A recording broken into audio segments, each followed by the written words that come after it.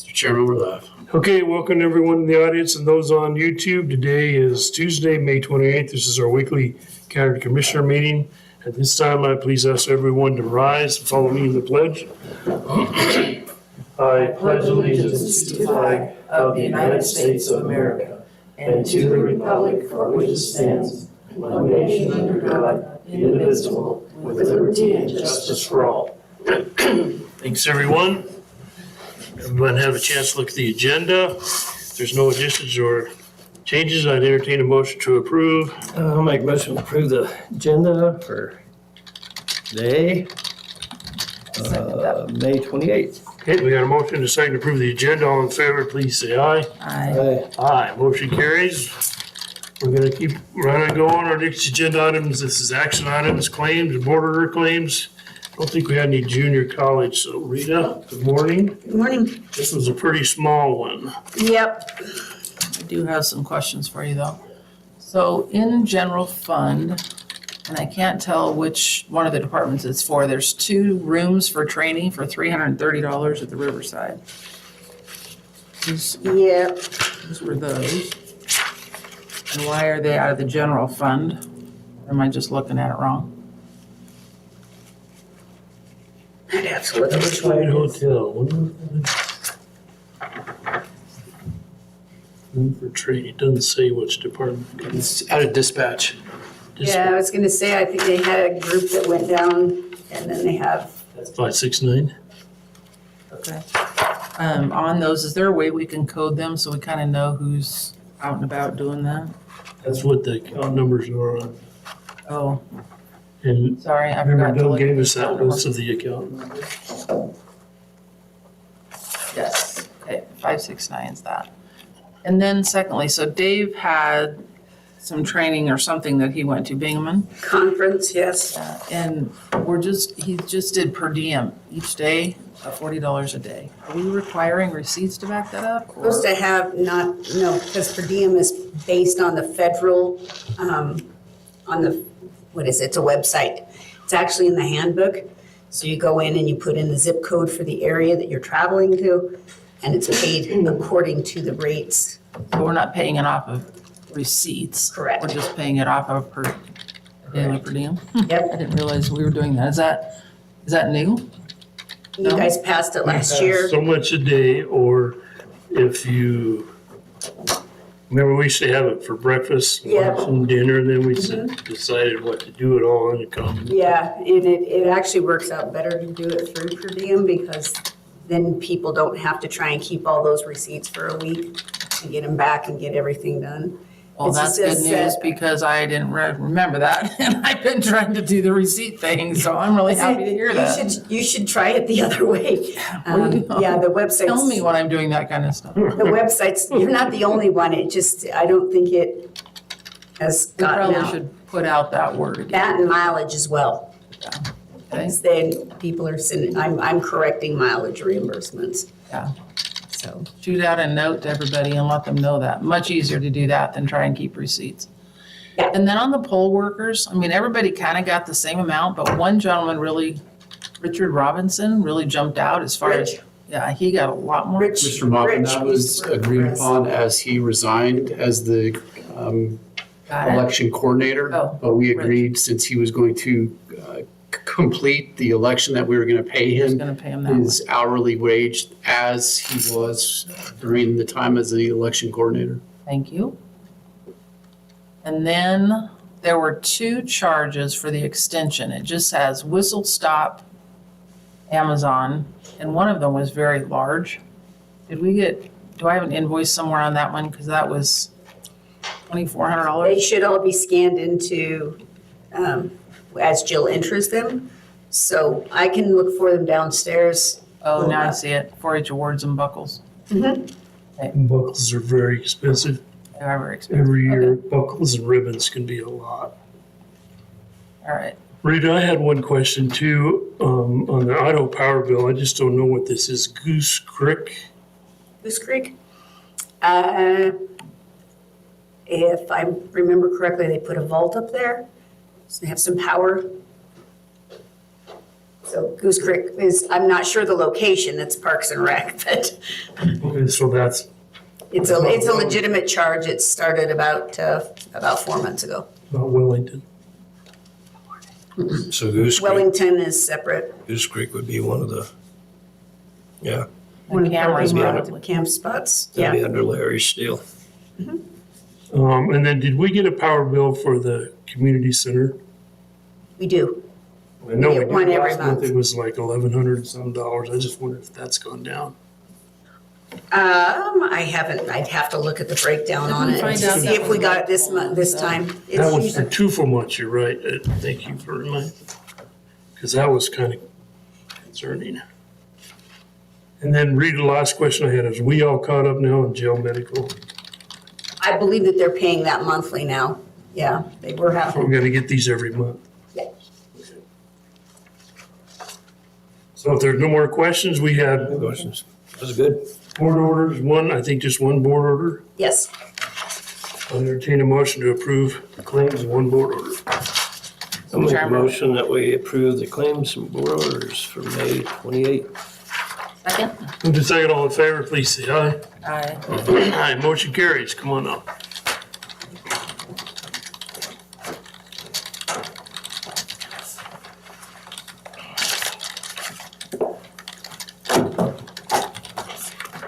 Don't trip. No. It's okay. It'll be the rest of you if you fall. Been there, done that. No, we do.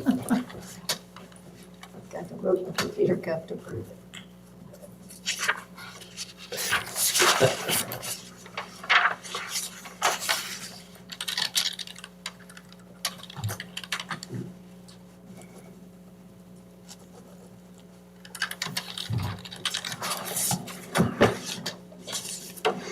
All right, thanks, Rita. Have a great day.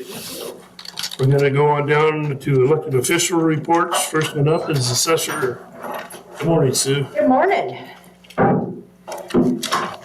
First of all, I want you guys to know that the assessment notices are going to be mailed out this Friday. And then, of course, folks have until the fourth Monday in June to file an appeal.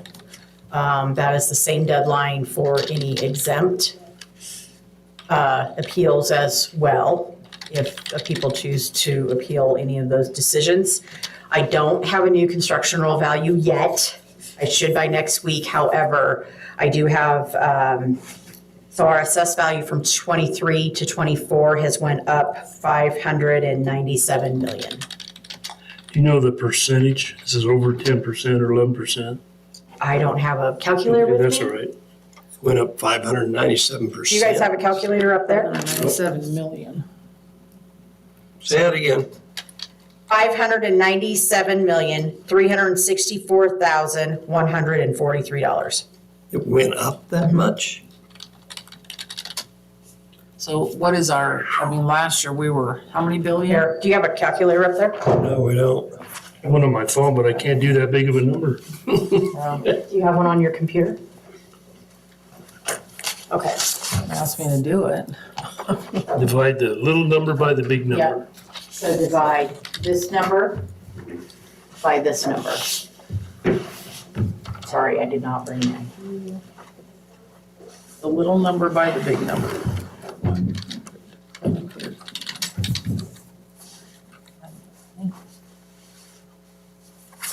Well, this is the old value and this is the new one? Correct. Good grief. 0.94. Almost So 6%. 9. 0.94.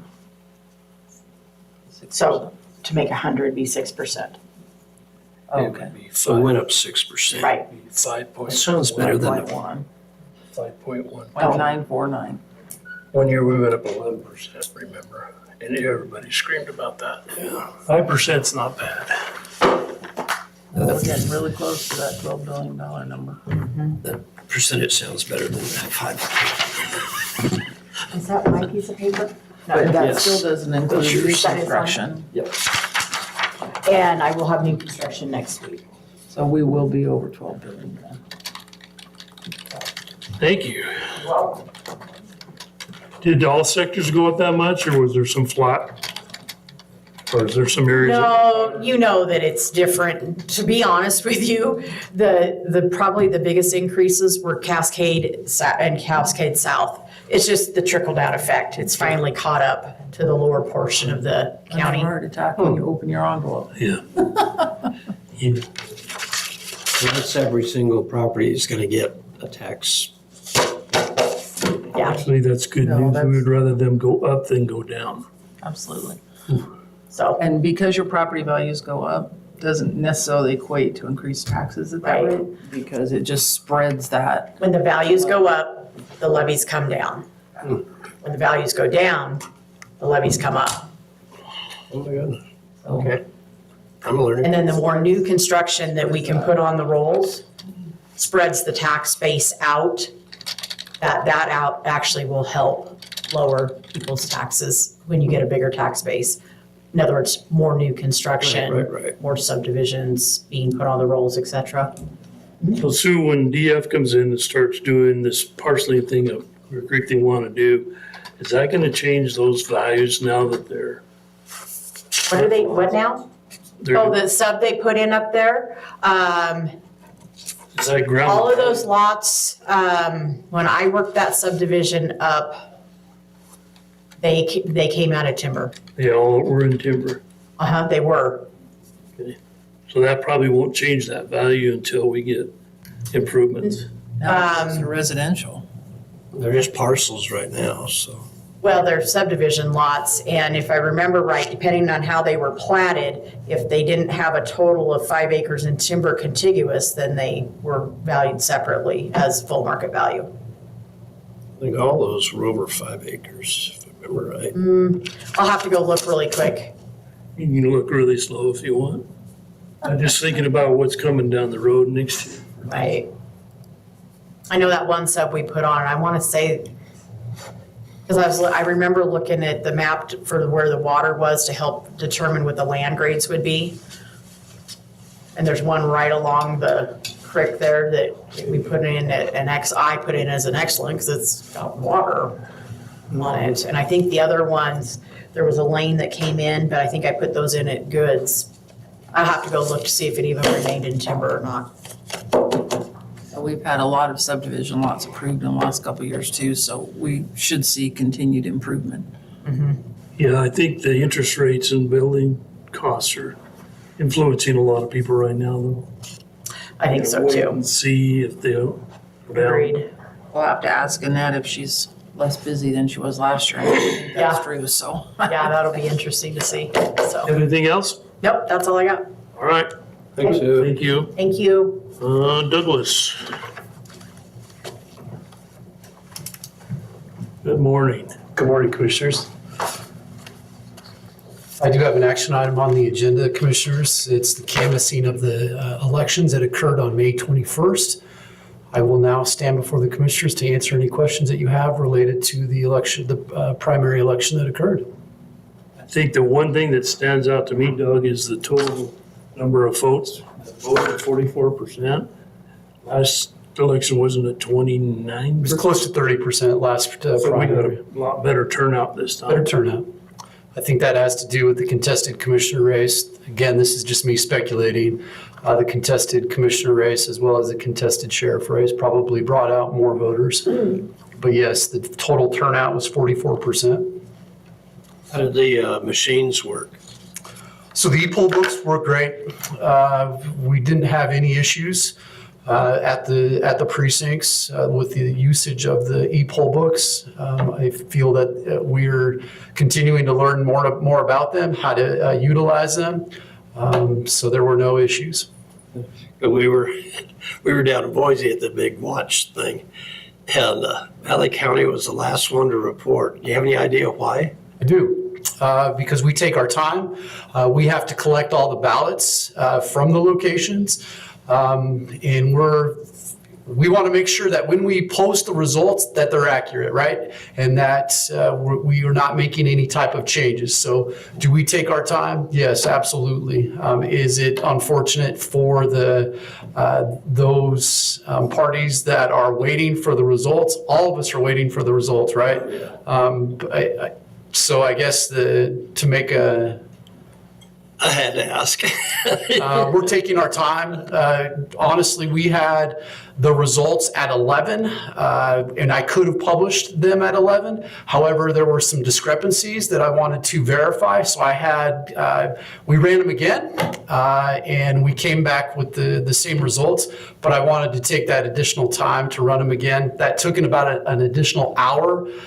And then once we have those results, then we have to make sure that we enter them into the Secretary of State system.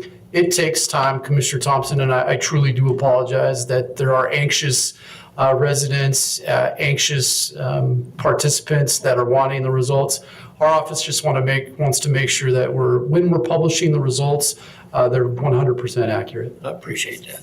Those old people don't like to stay up that They late. don't. It is, yeah, midnight. I mean, I want to be home before, I got home about 1:30. I want to be home before 1:30, but we want to make sure that the results are accurate when we publish them on the website. However, yes, they're not official until we canvass them.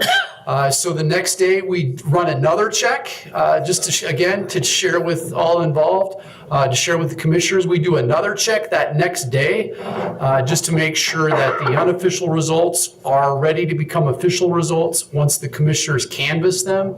That is in fact what we did. We're standing by the numbers that are being presented to you this morning. Doug, on the number of election day registrants, is that new voters? That's correct. That's 119. You know, is that kind of normal, that number? You know what, Mr. Chairman, I don't know. We could do a comparison just to what it has been in previous years. That's the thing I know is we had a lot of new people coming in. Yeah. I noticed how many people actually voted absentee. There was Definitely an increase. a lot of, people are taking Yep. advantage of that, as did I, since I was absent. It's great. And I was up in the middle of the night looking at my phone. Has anybody texted me? Has anybody texted me? Just letting you know, I was a little concerned with the rest of you. Okay, so we need There's a a nail motion there biter. to approve this canvas if there's no more questions. Mr. Chairman, I would move that we approve the votes from May 21st for the primary election. I'll second that. Moved and seconded, all in favor, please say aye. Aye. Motion carries. Anything else, Doug? As commissioners are aware, we're still working on budget preparations. We do have some budget workshops today. I did notice for next week's agenda, we have budget workshops scheduled in the afternoon, and I think I'd like to move those to the morning. I was hoping that I could leave by noon on the 3rd, but if the commissioners, I need to see if that is even possible. We have the conference Doug, I had the next week's agenda and the whole morning is open. the whole morning's open. So what I was proposing, We could if all we go could, home early. if we could move those budget workshops to the morning, that would be appreciated if that And then we'll is. put the executive after we're done, instead of at 3:30. I think that would be great. Okay. You guys have an issue with that? Not at all. If I could make just one more announcement, on Friday, we will not be accepting any type of recordings.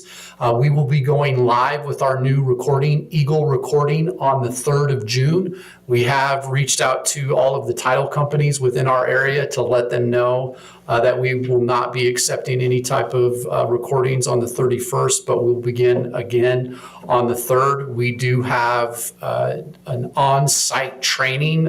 Tyler Eagle Recording will be here in person, just making sure that we do have a smooth go live. But wanted to make sure that I just made it an announcement that on the 31st of May, we will not be accepting any type of recordings. So Doug, regarding the meeting next week, if Neil's also going to that convention, we may want to try and just skip the afternoon. That's what I was hoping, Commissioner Mopin, just concluding the meeting at noon. I mean, it's a 7-hour travel to Idaho Falls, so. It took me 8 8? because of the traffic, so make Yeah. sure you go a different Okay. direction than the interstate, but yeah. Okay, anything else? Just normal stuff. We have Right. court, but no, I will conclude and thank you. Good, thank you. Okay, let's see, prosecutor, Mr. Oki. Good morning. Morning, Mr. Chairman, members of the board. Things have been steady in the prosecutor's office. I've been focusing on catching up on some of the transactional work. One of the agenda items later this afternoon is an explanation of options for the Gold Dust substation property. I need some direction to complete that project. We have some statutory requirements when we sell county property that we need to review and make sure you're aware of the issue and you can give me some direction on how to finish that. I've also been working on the public hearing coming up for the shooting ordinance. I'm not sure that we made the publication deadline with the Star News on Friday. Apparently it was at noon. So I need to run back to the office and see if we were able to get that in this Thursday's edition of the Star News. If we were late and they weren't able to accept it, then we might have to push that back another week. It was originally scheduled for June 15th, but let me shoot you all an How email. many times do we have to do that? Just one? Just one time, just one publication for an ordinance, but we'll have all that information on the website. We'll post it out there at the door, but we need to make sure that it's 15 days in advance of the public hearing. So, again, Brian, you said June 15th, but is that June 17th or is that June 24th? let's see.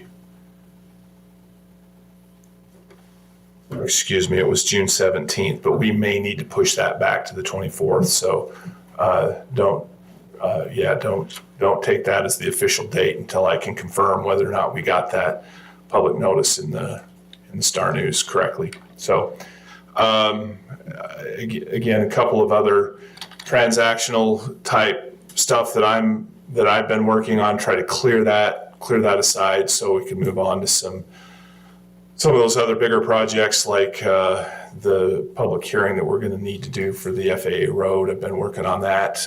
Just need to get, again, just like the shooting ordinance, that's public hearing. So we'll need to publish that and get all the notices out and get that scheduled. So I'll be reaching out to you to identify dates that will work correctly and address any legal questions you have about procedure. Ahead of public hearings, we'll talk about procedure.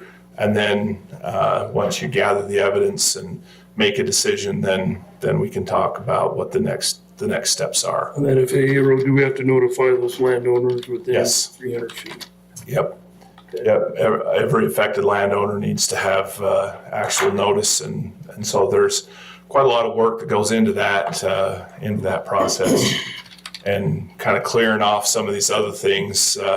So I can focus on those projects is helpful to me to not have too much coming in at one time. So So Brian, the actual gravel pits, are they on state land or county land? which gravel pits are you talking about? The ones up there? Oh, related to the shooting ordinance? Yeah, that's the gravel pits are on what is called Parcel L. It's a really large parcel, and yes, they are.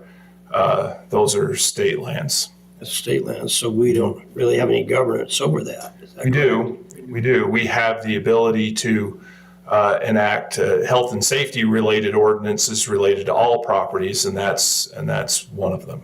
Okay. I wasn't sure, just Yep. asking the question. Yep. Any other questions? Can't think of any. Okay. Good. Thanks for your time. Okay, thank you. Sheriff. Good morning. Morning, Commissioners. Just a few things really quick. It's hard to believe, but we're already in full swing on 4th of July planning. So with a bunch of our partners, police, Parks and Rec, all that. So we're getting all that ironed out and ready for that. It's just over a month, and here we go. So in other news, last Friday I attended Detention Academy graduation again, and we graduated 3. So if you happen to see Deputy Morin Mater or Deputy Ricky, they graduated Friday. So now we have 3 more bodies back there that are in full swing. So that's kind of a big deal. We've also brought on a new patrol guy, Deputy Santucci, over 30 years of experience, came to us from Ada County. So and he's got a house that he just closed on out there by Gold Dust. So Sheriff, how many are we going for? How many do we have? How many Patrol, do we have open, or how many do we have? total. Yeah, half, total. 16? We have 21 we're allotted for with Cascade PDs, and right now we're at 17. 17? Yeah. And we have another one in final stages of background as well that has about 20 years of experience out of the valley. 17 on staff. Okay, thank you. And I've been kind of purposely holding 2 open until we get this contract thing with Cascade figured out.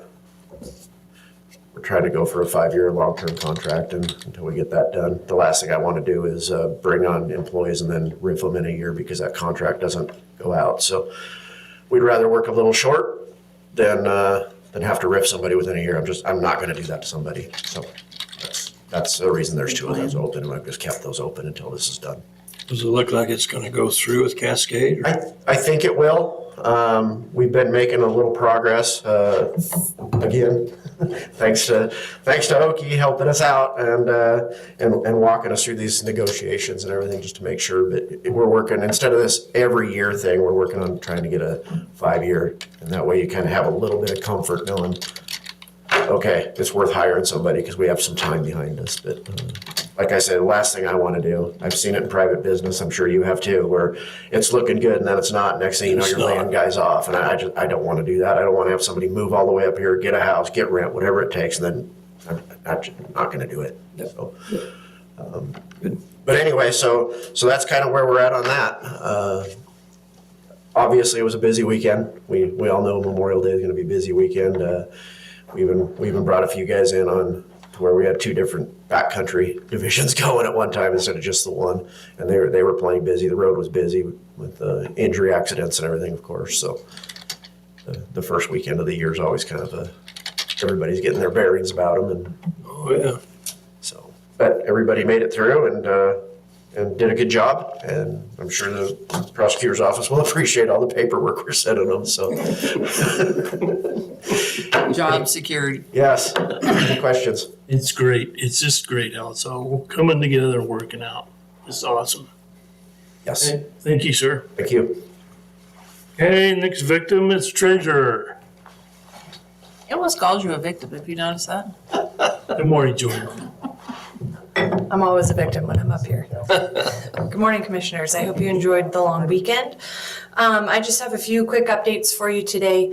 We are continuing to advertise for our tax deed properties. 2 weeks ago when I chatted with you, we had 20 properties on the list still, and today we have 14. So those numbers are chipping down just like we like to see them. We've got 3 additional weeks of advertising in the newspaper this Thursday, and then the following 2 weeks. And then it's kind of the lull before we post the properties before the tax deed hearing. So hope to see that number come down to 0. I'm not 100% confident at this point that it will, but that's the goal every year. Are a lot of those in the Tamarack still? No. No. Mm-mm. There was one in Tamarack earlier in the year, but I believe that it's paid off.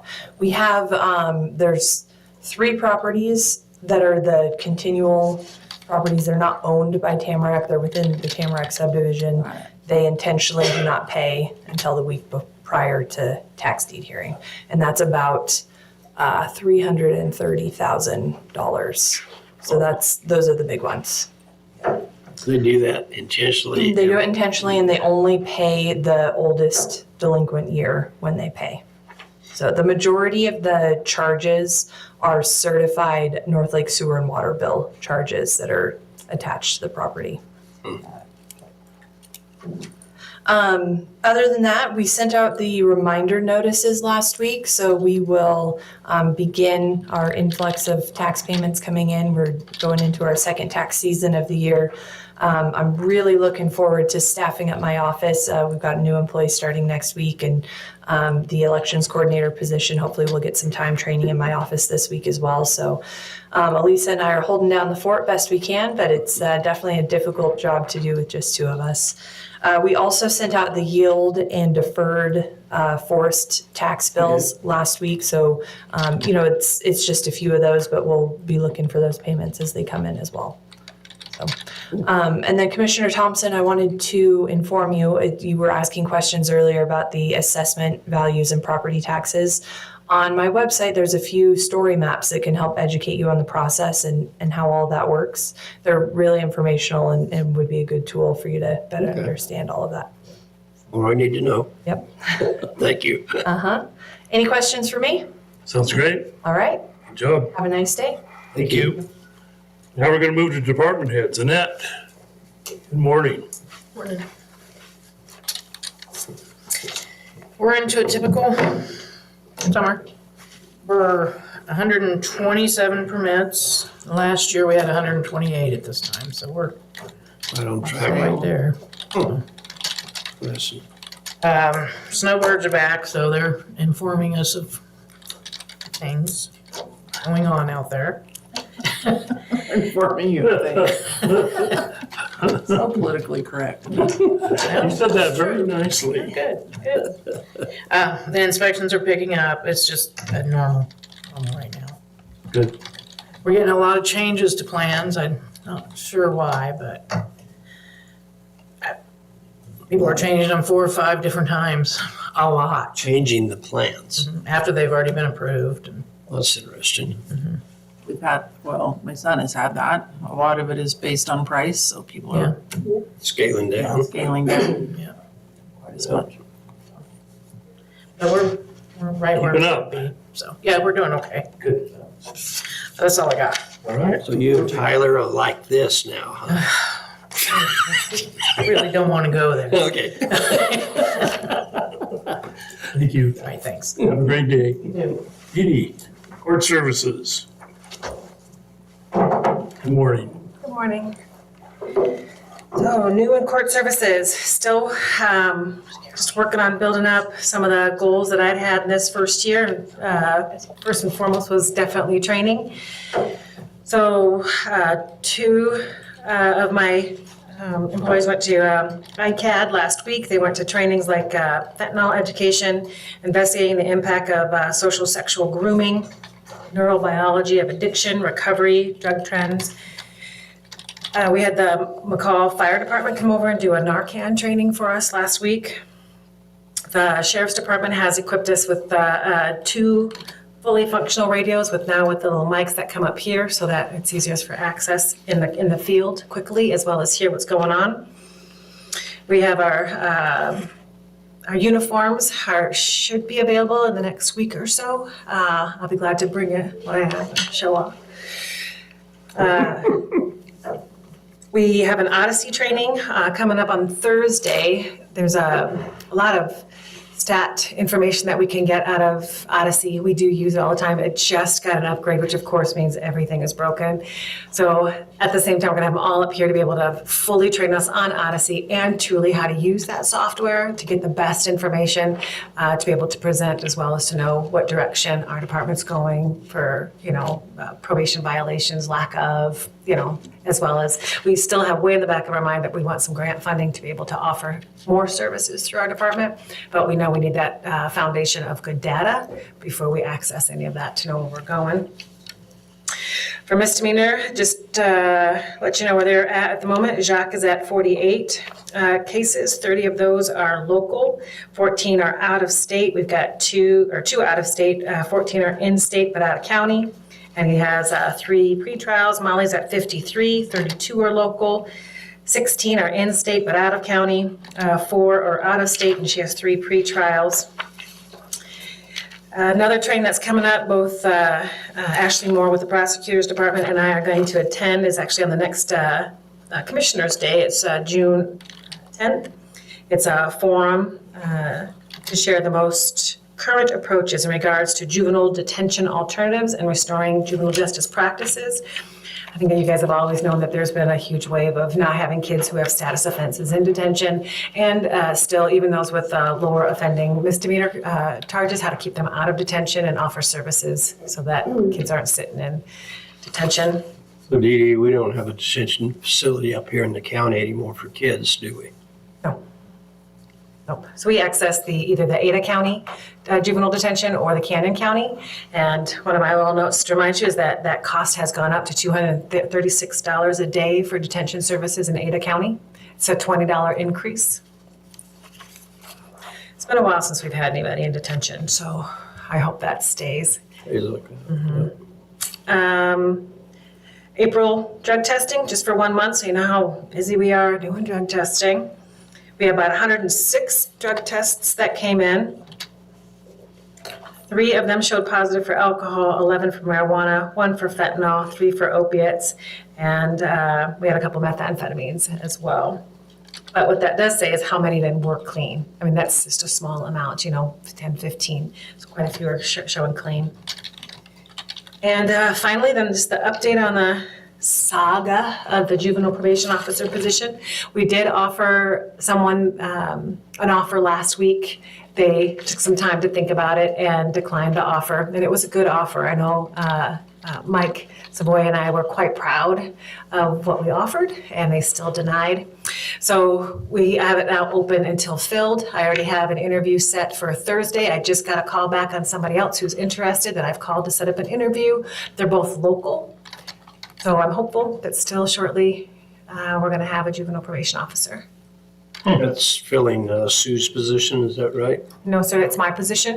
What you? No, we're not filling Sue. Sue was kind of an assistant to me, so to be able to go out in the field. It was less than $5,000 or $7,500 a year, which we didn't use that often. So at this time, I don't know that I need to fill that yet, because that position could morph and change into something else. So, yeah. This is your old position, is what you're filling. So Dee Dee, this new person, they're an old probation officer, or are they brand new out of the mold, or you don't know? Could be either. Yeah, I'm open to both, whatever they're able to bring to the table. If they have great experience, of course, relationship is really important as well, because a lot of stuff we can train, but you can't train that relationship building and working with kids and working with families and that patience. So they could have no experience in regards to going to post and that law enforcement side, but they're trainable, See, that was my concern, was that they got to be post certified. They do, So that person will have to go to post within a year. yes. There was a really good program last night on Channel 7 News about the Ada County detention and how they're trying to keep them out. And the new house that was opened a year ago. What's it called? You're talking about the assessment center? Ridge? Ridge, that's the assessment center. Okay, yeah. We have the equivalent of that up here through the Anchor. Oh, okay. Good. That's awesome. All right. Thank you for the update. Betcha, thank you. Thanks, Dee Dee. Sheriff, I'm assuming that if got them 2 radios, we gotta put that in our inventory for the radio project. You've got that counted, correct? Okay. Good. Okay, we're gonna move on, Melissa. Huh? They were the best of the backups that we had.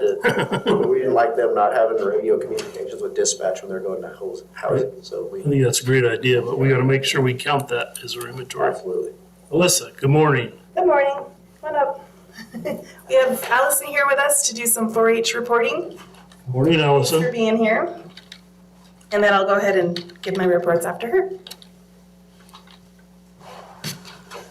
Okay, well, we've been busy. Big surprise, but Yeah. we are partnering with the Youth Advocacy Coalition for West Mountains to work with them on their website in regards to making some of these connections easier for teens for these opportunities. There are all of these different resources. Next Steps, that's our Idaho State initiative. There's a national connections for scholarships and monies. There are Anyway, there's a lot of information and it's not very easy to navigate. So Amy, my AmeriCorps, closer to that age zone, and her perspective on how would you go in there, how would you look for different items, and do you need a little bit more of a trail to get you to where you're looking for help? If you want to go to cosmetology school opposed to maybe a trade school, just different routes and funding available, and it's amazing. So we've been spending a good amount of time, and we worked with Patty and Jada last week to present kind of our ideas, and we're going to mesh them together so it all lives in one place, and we're not trying to put it in different websites or different areas. So it's really gonna live on exciting. Their website or the county's website? It's their website because they've already got like a whole forum set up for ongoing I should education. probably and- have a link on ours. 'Cause Yes. If I was a parent, I don't even know, I would know there was a youth advocacy coalition. Right. I would know that the county was here. Yep. So maybe something on ours that you can work with Mackenzie Creamer on and figure out how to get them to the correct website. Absolutely, and even on our 4-H one or any, to all go, but at least all go back to one spot to help maintain and update. So, No, that's a great idea. Let's just make sure we help get them there. yeah. Yep, that's on the radar. And getting a couple more updates on that website too as well, because of events for summer and, yeah, absolutely. We did a fundraiser for a young lady this Saturday, who had 2 back surgeries. She's 4-H family, so we raised $2,400 for her. Wow. Yeah, so that's pretty great to help that family. This week, I have a drone camp with the military camp kids that are coming up to the YMCA, so I'll be working with them. What kind of camp? I'll be doing drones with them. Oh, drone. There's gonna be different types of workshops, but that's what they asked me to do. You said drone camp. I had to ask. Planes, little planes, Little little planes. zip, zip, zip, yeah. And learning like safety protocol and how to run them. Military camp? It's a military camp initiative, so it's for kids that, I could clarify that a little better, sorry. A lot of, it's for kids that have parents that are in some type of military position, whether it's reserves or currently enlisted, and just to give them a little bit of a support network to, have a fun weekend. And it's a combination from U of I, 4-H, and the military to cross over and work with the kids. Some of that Really because kind of cool. It is. it's kind of because that parent's kind of Grants. missing, like overseas or deployed or stuff like that. Yeah.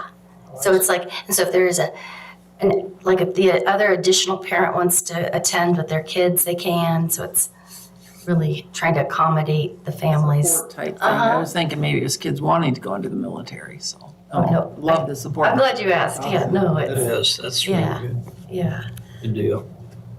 And then on Friday, I've been kind of tasked with, can you put together a few people that would help work on the fairgrounds or look at what the future for that might look like? And like a kind of a dream type of scenario, set it in phases. How many different uses can we have from it? What's the potential for it now? So I've met with a few individuals that are willing to help me. And we, so that the one of them is Brenda Gordon that works right here in the DMV. Her background, she was raised in 4-H. They were stock contractors, a rodeo contractor. They know how to generate income and know how to do it efficiently. So she's a great person to have on our team. Bonnie Clath, she was in 4-H and FFA. She lives up in Lake Fork in that area. Her husband's our auctioneer. So she has a huge background in fairs and rodeos as well. She came from California with big fairs and grounds and lots of different facilities. And she really believes in function and aesthetics and just like has a really good design concept for things. A really dynamic group that I tried to put together. Dylan, our IT Williamson, is willing to help. He has an architect background as well as his IT experience. And that way we can kind of put together a nice little CAD formula to give you some visuals. I realize we'll probably need to work with somebody else too on the actual Well, in fact. compiling of it, but we're trying to get community. Last week, Surveys Neil and I maybe. approved Cameron and his group to come in and help design, do the public hearings, collect all the data for the fairgrounds. Mr. Chairman, I apologize for interrupting. It hasn't been formally approved. You just asked Because we're for waiting for, A bid. yeah. and then for Sherry to get back to be in on that, but that's kind of the direction we're going is they did a Yep. master plan for this facility as well, so they're gonna do that separately for the fairgrounds and your group will be a part of that. Okay. But I think it's great, you're getting ahead of That's, the game. yeah, we're really Who else is trying, on that? and it, I'm curious about the level of expertise on that. So that was 3 So- to 5. Who else? so the other, or it's just initially us kind of just looking at the maps, so that's the missing piece. They're just discussing is we know we're gonna need somebody like, we found a company called Perfret, and they focus on designing fairgrounds and facilities and buildings, but it sounds like you guys already have somebody who And contracts. that's, because Cameron and them aren't fairground designers. They're not. But they will work with you people. I mean, if you have a concept to be able to come up and give to them, they figure out the nuts and bolts of dollars and of that piece and what it's going to cost the county and everything. They need a concept design like what you guys are looking at doing, and that gives them a direction. That's what we need. So you guys are right on target. That's good. We took a look at, I know there's been discussion about parking area, and so we're really looking at AmeriTidal too, because parking is always going to be necessary and needed, and looking at where you come in the entrance of AmeriTidal and then where you overlook the Southern Rec District on that hillside potentially as well. That might be underutilized, just different areas. We were looking if some of those buildings when you first enter, we're going back to the road department, you still have your concrete foundation, potentially. That could be an event barn, a smaller one, just to start generating revenue so that you have a little bit of a foundation to start, adding more And I think to the that's what facility. Cameron, Like a way to do it in phases, so that's nothing will what their group is interrupt. gonna do, is just Yeah. kind of look at what we have, what we need, and then figure out the best use, including parking, all that kind of stuff. Yeah, all of that kind of They concept. also do a survey, public survey, and That was on there. public hearings, all that kind of stuff. That really get some good feedback from our community, different kind of uses. And Yeah. so it was a very productive meeting and it was a good start. And There's 5 of if you you. can right now there's 4 of us. And it was just an initial, can you guys do this? They just had a strong interest. I know Vonnie's retired. That's always kind of a nice, She's a hoot. I know her. and she's just I'm wondering if a commissioner should pulled up. be engaged with that. Or, Yeah. the Oh, fair done that, board, member absolutely. of the fair board, Mhm. how you could expand that group a little bit. Absolutely. And I did tell. Unfortunately, I did listen to the meeting last week, or as much as I could, but if you're on Zoom, our audio is not picking it up. I couldn't hear anything Clearwater said. So I missed that whole thing on Clearwater. Well, we kind of decided that it's a great idea, but we wanted you here for that decision, and we don't know the cost yet. Okay. All that. And I'm wondering if you have somebody, maybe we could get a bid from them too. If we're under the 75,000, we don't have to do an RFP, but maybe we should. If this is a group that specifically does fairgrounds, reach out and get a bid from them too. Doug, do you remember, didn't they talk about somewhere between, 30 and 50,000? Mr. Chairman, Commissioners, we did receive a proposal from them in the amount of $58,000. I believe it was last Thursday, maybe Wednesday or After our Thursday. meeting. Yes, sir. And I have not, we did not put it on today's agenda. We will get it on an upcoming agenda for further discussion. Yeah. I wonder if we should try, I've been all in favor of trying to get an architect to get the highest and best product, but maybe that's a lot of money. Maybe we should see if we can either put out an RFP and get something that's less, or, Get a quote. get a quote, from this other Just add a company quote. and see what they would do. Especially the company that's already designing fairgrounds. It is, yeah, that is under their. Yeah. Well, I think one of the things is that we gotta figure out is what we're gonna do with the old county shop buildings. 'Cause I know Jeff wants to move some of them are Yeah. gonna stay, so try to figure out that. Yeah. I mean, he should take whatever I think is gonna help, yeah. And then we'll go from there and come up with some good. Be excited to see your design that you Yeah, come up with. just, and then, yeah, really get a lot of community input too. There's no way that and I did have an opportunity to discuss it with Fair Board at our last meeting. And told them initially, and they said, that's great. And that we would definitely share with them and want their input. So I had some documents from years ago that from anybody and everybody that has had thoughts, I've been collecting. So I'm incorporating those thoughts and ideas. Brian Hines had some blueprints that are already even approved for one of them, whatever. So, yeah, I've got some of that. I've gone down to Cambridge and met with those folks there, their buildings, and did a nice tour about how they went about it and what kind of phases and how they had. Did you get any building plans from them by chance? I do have a couple of blueprints, but she kind of took some pictures for me, so I know I could get a little, but they're willing to share, like, absolutely. Maybe we could get 3 or 4 more people on that and see what they come up with first. Well, I think we're gonna have input from the fair, we're gonna have input from the cities, we're gonna have input from, of course, us. I mean, there's gonna be a lot of PR So I would just say- to put this together. Yeah, like initially too, if let's just take a good look at if we've obtained some of that land up at Ameritidal to kind of do what we can to kind of save some of that back area.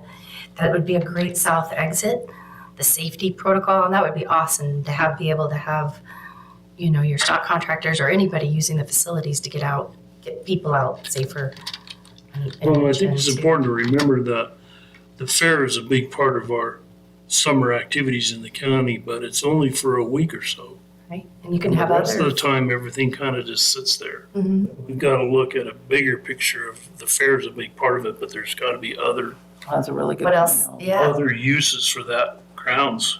so you could have different Wine sales, rodeos, you could have flower different sales, events. Yeah, There's a lot of things that expos. We want to monetize it. And you're gonna have weddings, you're gonna have a lot of Yeah. things. So, I mean, it does need to be a broader vision other than just people focused on the fair. Yep. Absolutely. It's- And I feel like that group definitely wants to see lots of different, it really utilized It and can really, be a- and to help generate revenue too, to support its can be an entity that and can beyond. kind of sustain itself. Yes, That's what I'm looking for. Yep. And we can get there. We can get there. absolutely. Do keep in mind It's really that needed. even the week of the fair, that Ameritidal building is gonna have county employees in it. That is not going to be, in my opinion, a property where you're gonna be able to heavily impact during that week of fair. That's gonna be a separate use. And we really, it's nice because the history of that, it's always been that way. So that'll just remain its own private, I mean, for Entity. egress and ingress, I mean, for an emergency situation, yes, we could look at that.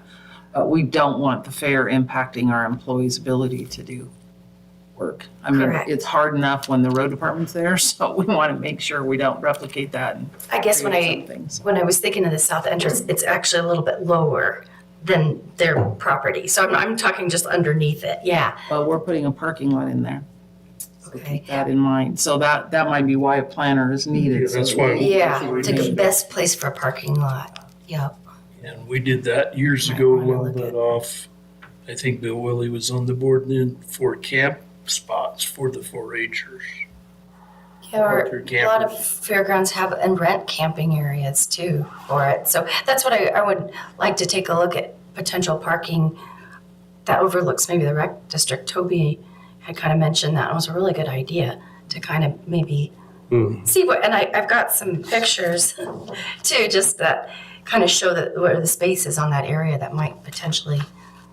Well, to move forward, I would recommend that Allison contact the company that they're familiar with and try and get a bid. You know, Yeah, see if they're interested in it. Absolutely. Yeah. That's exciting. Okay. Thank you. What else, Scott? That's it? That's Okay, it. thanks. Lisa? Thanks.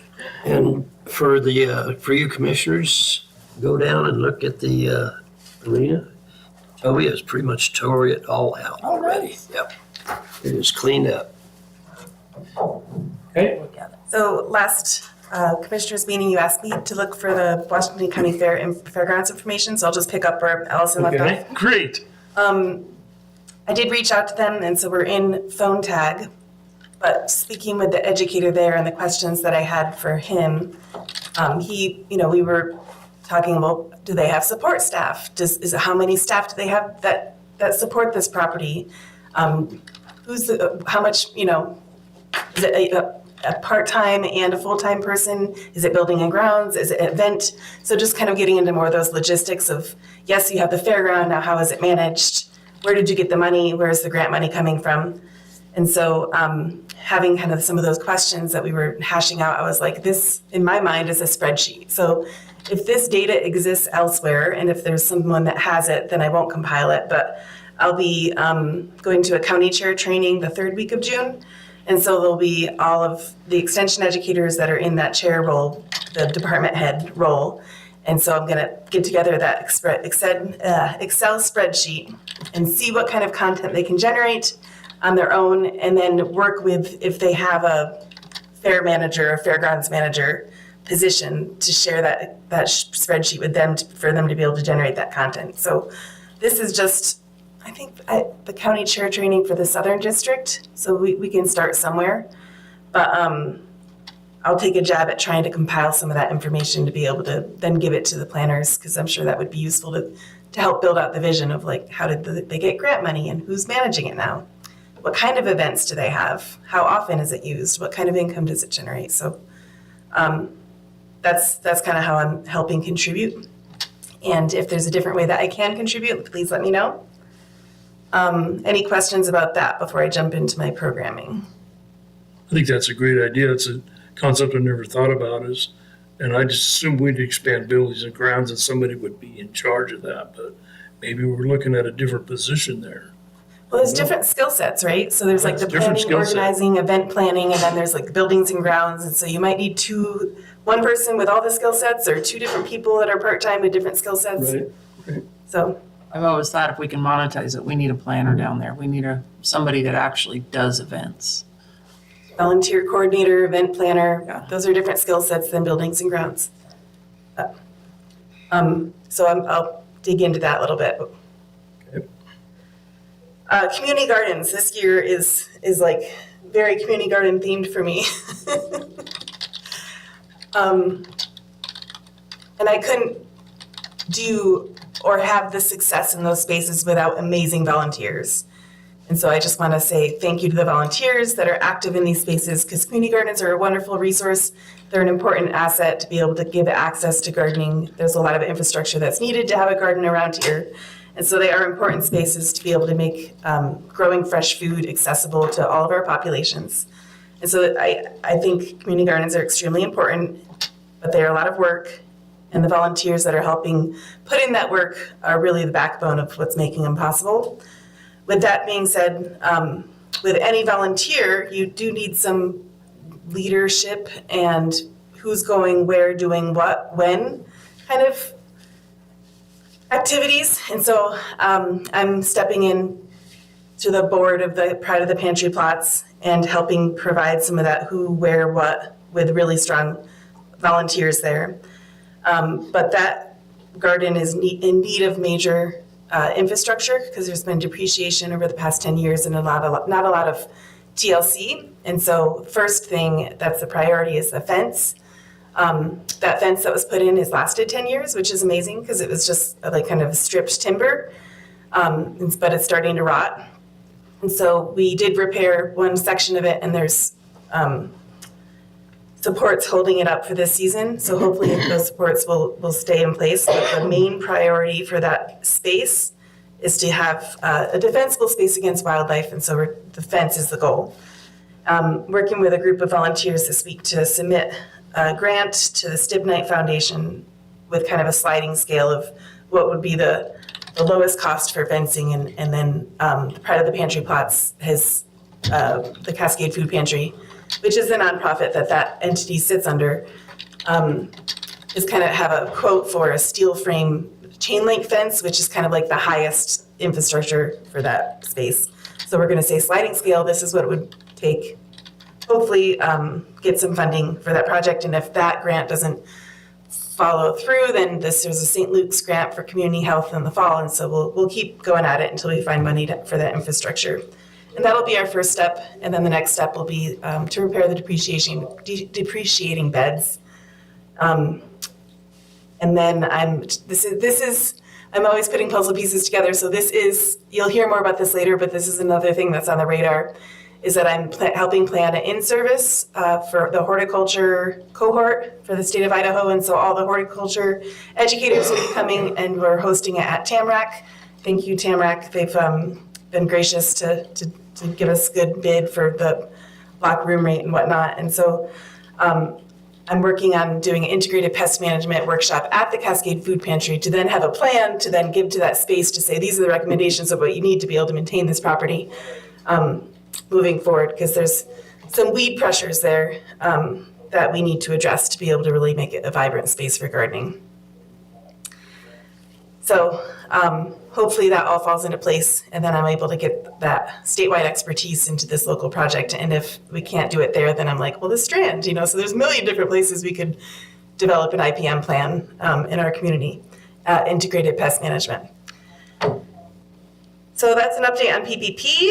McCall High School Garden it's a little space behind the McCall High School. It's basically centered in a parking lot, so it's a good I won't go into too many details, but there's a strong Master Gardener volunteer there working with the FFA program and with the Youth Advocacy Coalition, YAC. They have Shannon and a group of youth that are going to be doing gardening in there, and the Master Gardeners are going to be meeting with them monthly to just do weed maintenance and little mini lessons, and to answer any questions that people might have about gardening in that space. And then the other community garden is the Bienvenidos Community Garden. And so we've had openings for all of these gardens, except for I'm doing the opening for the McCall High School Garden on Thursday. The opening day is just a big day to try to get everything kind of weeded out and cleaned up and the irrigation turned on. And people kind of squared away with how do you interact with this space and what are the garden guidelines and rules and whatnot. And so that opening day is on this Thursday. The Bienvenidos one, there's some irrigation that needs to get troubleshoot, and then we're going to do another construction field day at the end of June. We did build 2 more raised beds with the donated lumber, and now we have donated compost from Rockin' K-Bar C Ranch. So we have yak compost that's going to be going in with topsoil mix into those raised beds. And so we're going to build 2 more raised beds at the end of June in the Bienvenidos Community Garden. I know. Community gardens are keeping me busy this year. I have an intern starting, yay, on June 10th. So she'll come in at the next meeting, and you'll get a chance to meet her. And I'm always excited for the people that are interested in extension, and they all seem to be very, very self-driven, and that's what I'm getting from this young person as well. So I'm excited for you to meet her. And she's just going to be helping you doing all of your projects? She isn't focused on any single thing? Well, so she's primarily focused, I wrote the position for community gardens because I knew it was going to be a heavy community garden year. But then I did add some additional things that came onto the radar, mostly working with the Food Coalition and getting that webpage and that story map updated because it needs revisions. And then there's an opportunity to get trained as a master water steward. So she'll be getting trained in that programming, and then be a resource to help, in any way with educational programming with the Water Coalition effort that's happening. So just trying to plug her into different things that are kind of emergent as well. So I rewrote her position description. I'm gonna have her sign it, and other duties as assigned. So is she like a college students out for the summer? Is that what? Yeah, she is. These are college, university-funded positions that are interns, and they can be for any college in Idaho. There's a list of colleges that qualify, the public colleges, not the private. And so she met the requirements for that. She was doing College of Southern Idaho, and then now she's transferring. So she's in transition, but she has the requirements met for that position. And so she'll be getting trained with the Master Water Steward. That's coming through June 11th.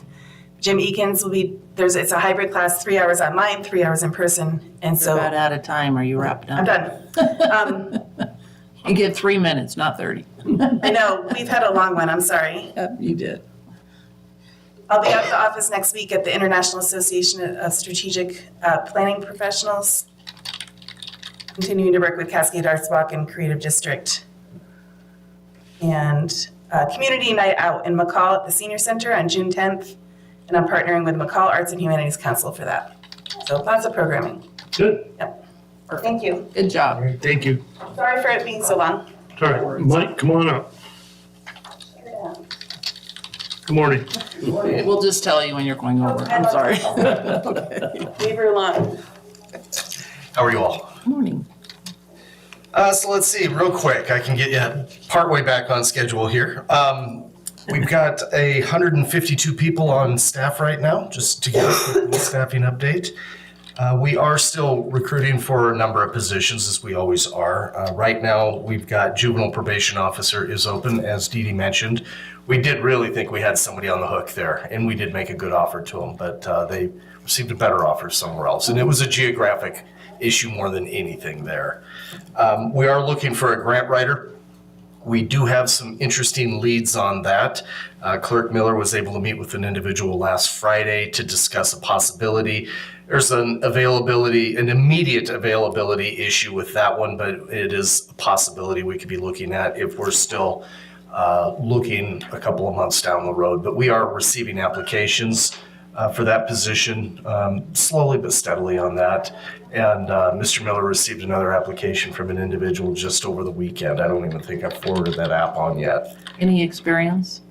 Experience is relative when it comes to grants. The one that the individual he met with last week was strong experience in writing grant applications for federal grants at the county level. That individual has very good directly applicable experience.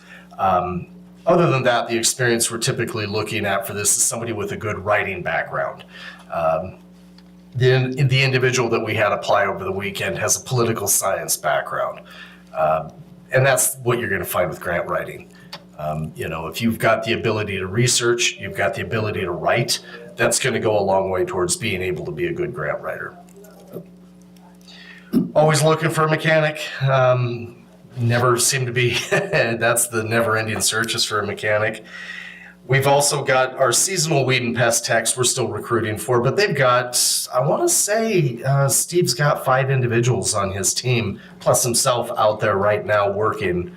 So I think it's just a matter of if we can find a couple more, that'd be great, but otherwise they're out there chugging along. Seasonal marine deputies we're recruiting for, but I know Kevin has a number of individuals identified there, and we did bring on a young man just last week as a brand new seasonal marine deputy there. And of course, we're always looking for detention deputies, patrol deputies, 911 dispatchers, but we are bringing on staff there as well. Last week was a busy week for the sheriff's office. They brought on that marine deputy I mentioned, they brought on a patrol deputy, and they brought on a detention deputy. So that goes a long way towards getting their numbers where they want them. The clerk's office also brought on an elections coordinator. That was excellent. We were able to get her in to at least observe that election that we had last week. And he was able to bring on a court clerk recruit. So other than the grant writer, the clerk's office is fully staffed right now. Cool. And we've got some people coming on board next week. A couple that you might remember, a public works engineer. He's finally going to be here starting next week. And then the treasurer's office has a senior deputy treasurer starting next week as well. Awesome. That's good news. And the last thing I just wanted to let you know about, we were able to promote 4 of our road maintenance tech 1s. We were able to promote 4 of them up to tech 2 last week. They met the requirement of achieving either their road scholar or road master certification, and they got certified on the amount of equipment that they need to within the road department to qualify for that higher level. So pay raises have gone in. They'll see those effective the 1st of June.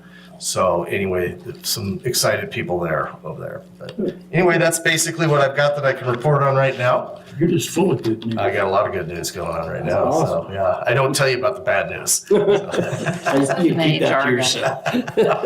No, he shares that separately. Thank you. Thanks, Mike. Jeremy.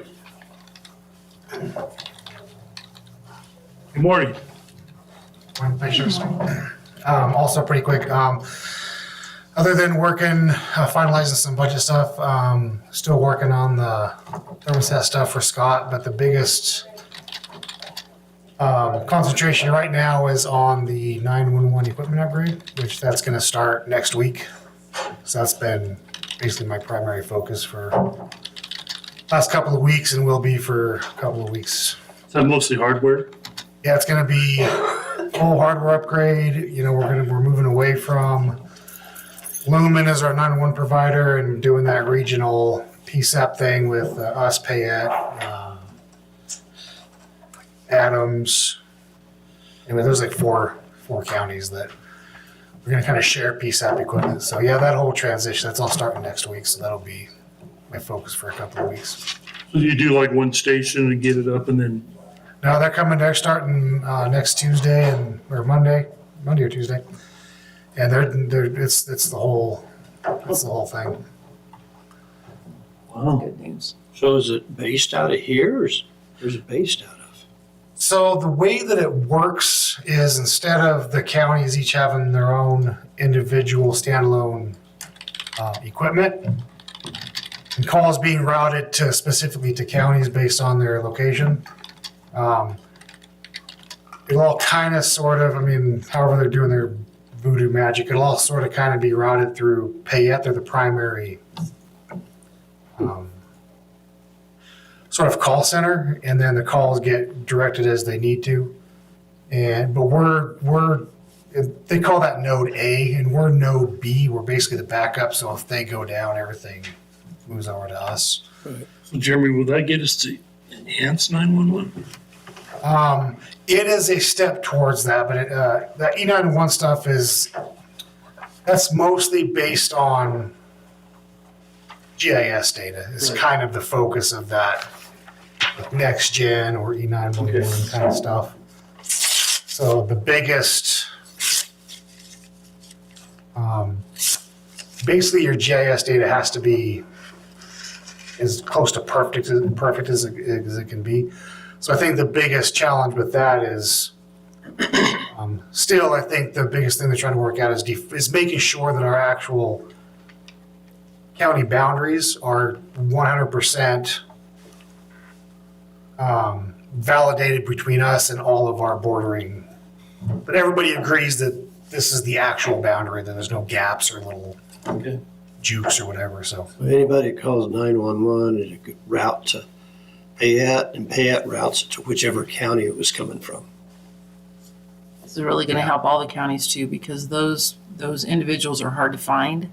So as far as recruiting, we will be able to support each other throughout this regional effort. This is actually, state of Idaho is becoming regionalized with this. I think that's going to be very helpful. yeah, it saves a lot of costs, so you're not replicating the 911 equipment in every county anymore. It's kind of stripped down to the. Good.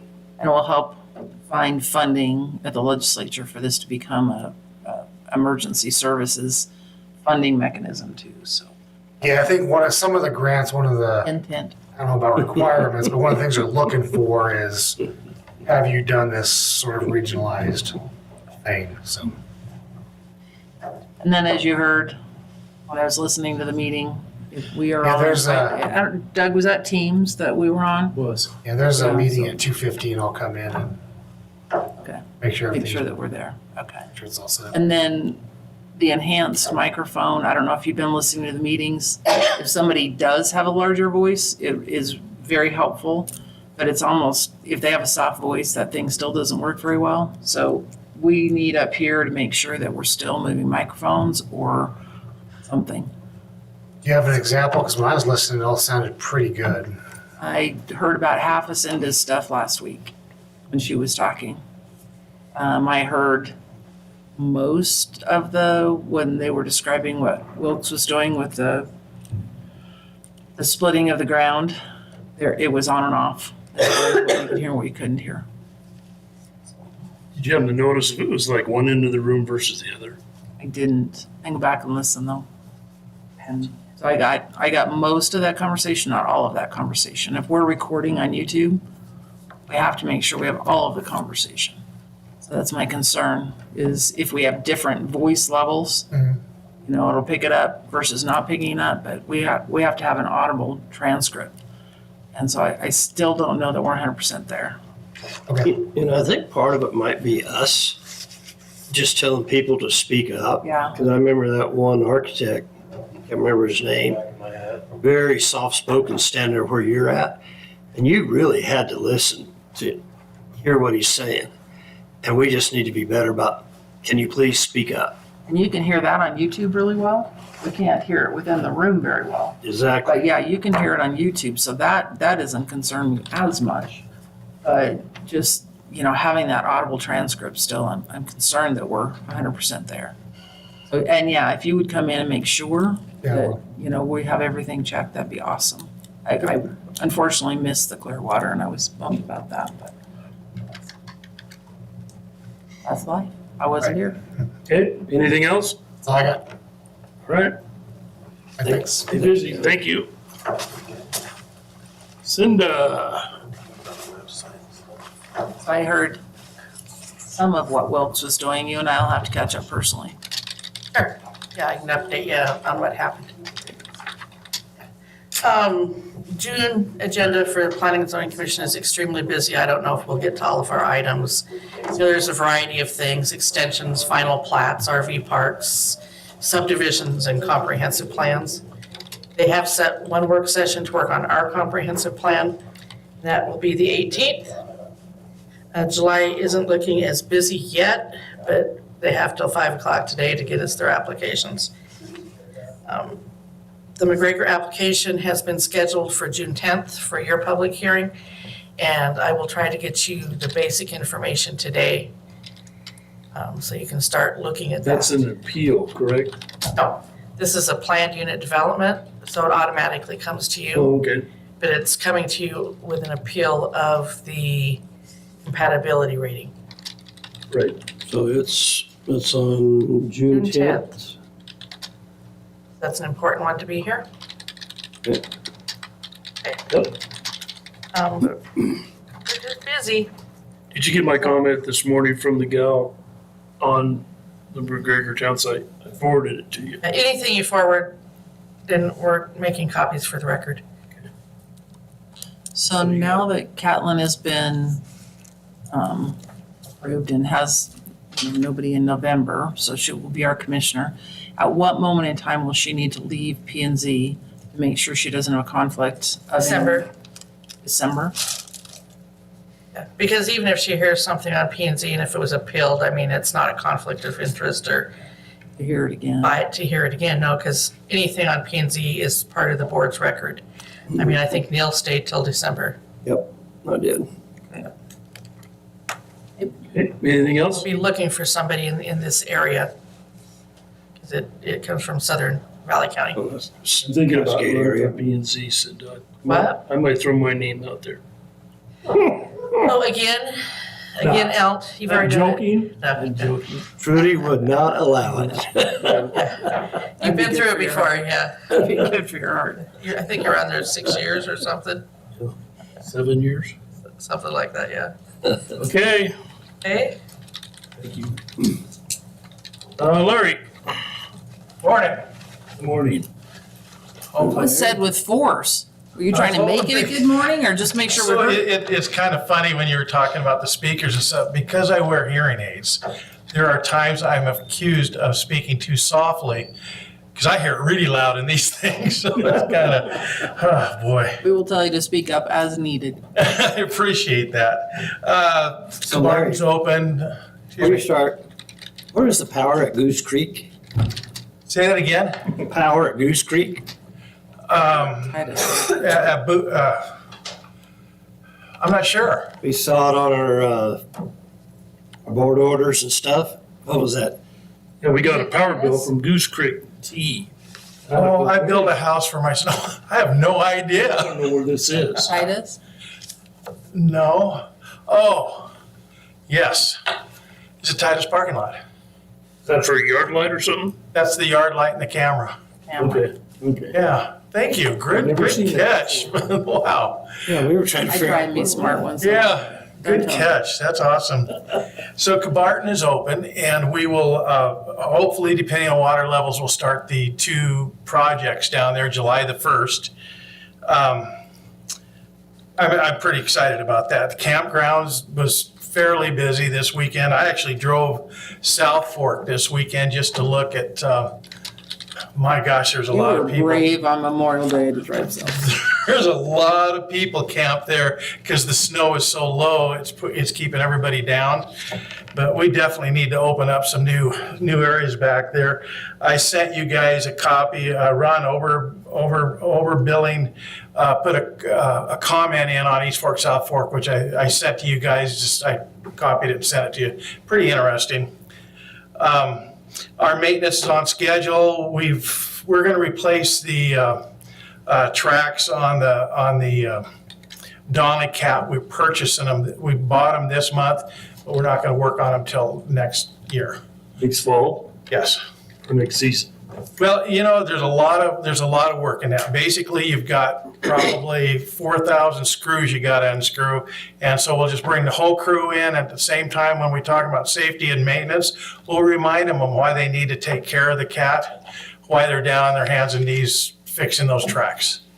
So, It's a good training tool. yes, thank you very much.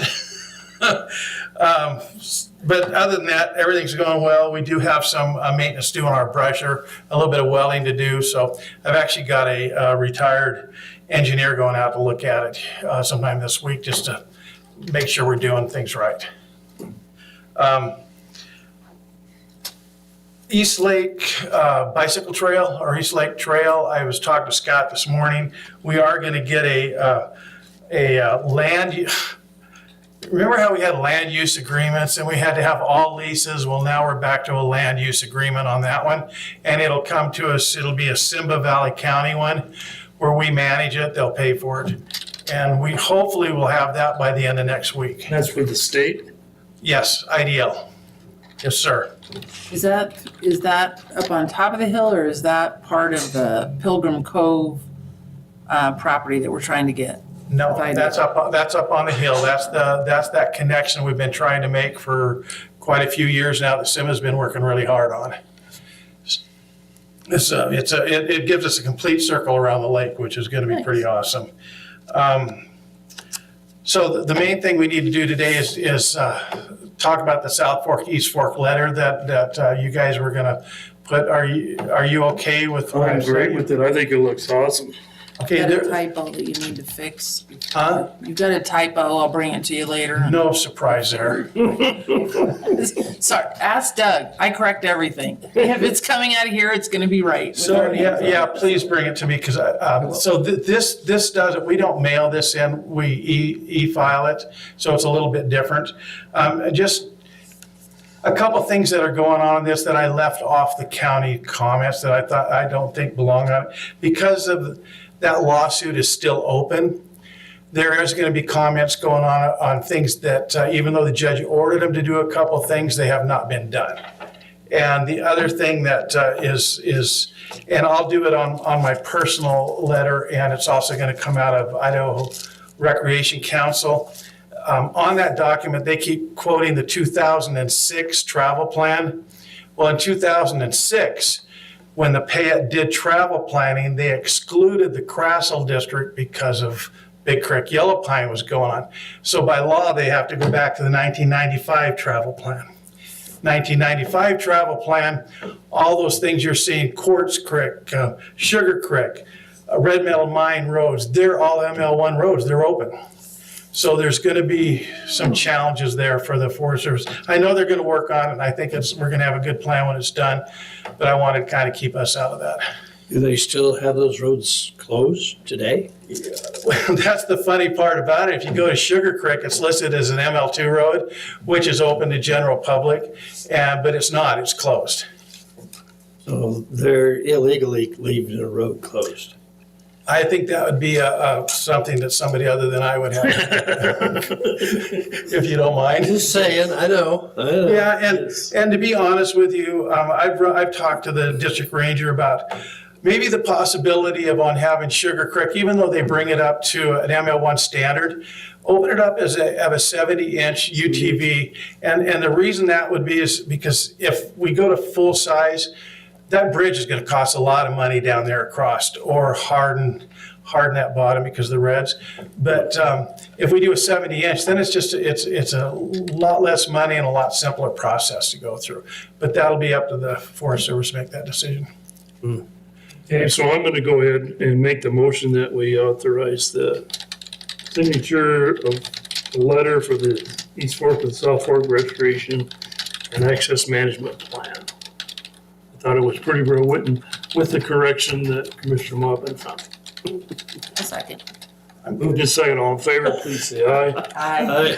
Motion carries. Just so you know, I spent many nights going through that, trying to make sure we didn't have anything. And I found a lot of it. I kept adding stuff that I would see in another word, darn English language. English language. Got a wordsmith. Any other questions? You did a good job. Oh, thank you. It was actually kind of fun because when you spend 8 years in Big Creek Yellow Pine collaboration and all of a sudden this thing pops up and it's like, wow, deja vu. I'm just gonna save this and send it to you. I've highlighted this, Commissioner Mopin, can you please send it to me so I can print it on Commissioner letterhead? he needs to fix it first. So I will send him the corrections, and then Larry, if you'll send it to Doug for letterhead. Will do. And we'll all three sign it today. Well, thank you very much. Okay. Thank you, Larry. Thanks, Larry. Good job. Mara. Good morning. Good morning. So this was the first weekend of the Bring It, Don't Burn It. It was super busy. The Meckles were basically driving every 2 hours, picking up dumpsters. So it's been a huge hit with the community for the last 7-8 years or longer that it's been going on. So one thing that was requested specifically by McCall Fire is that those bins tend to get a little bit more garbage.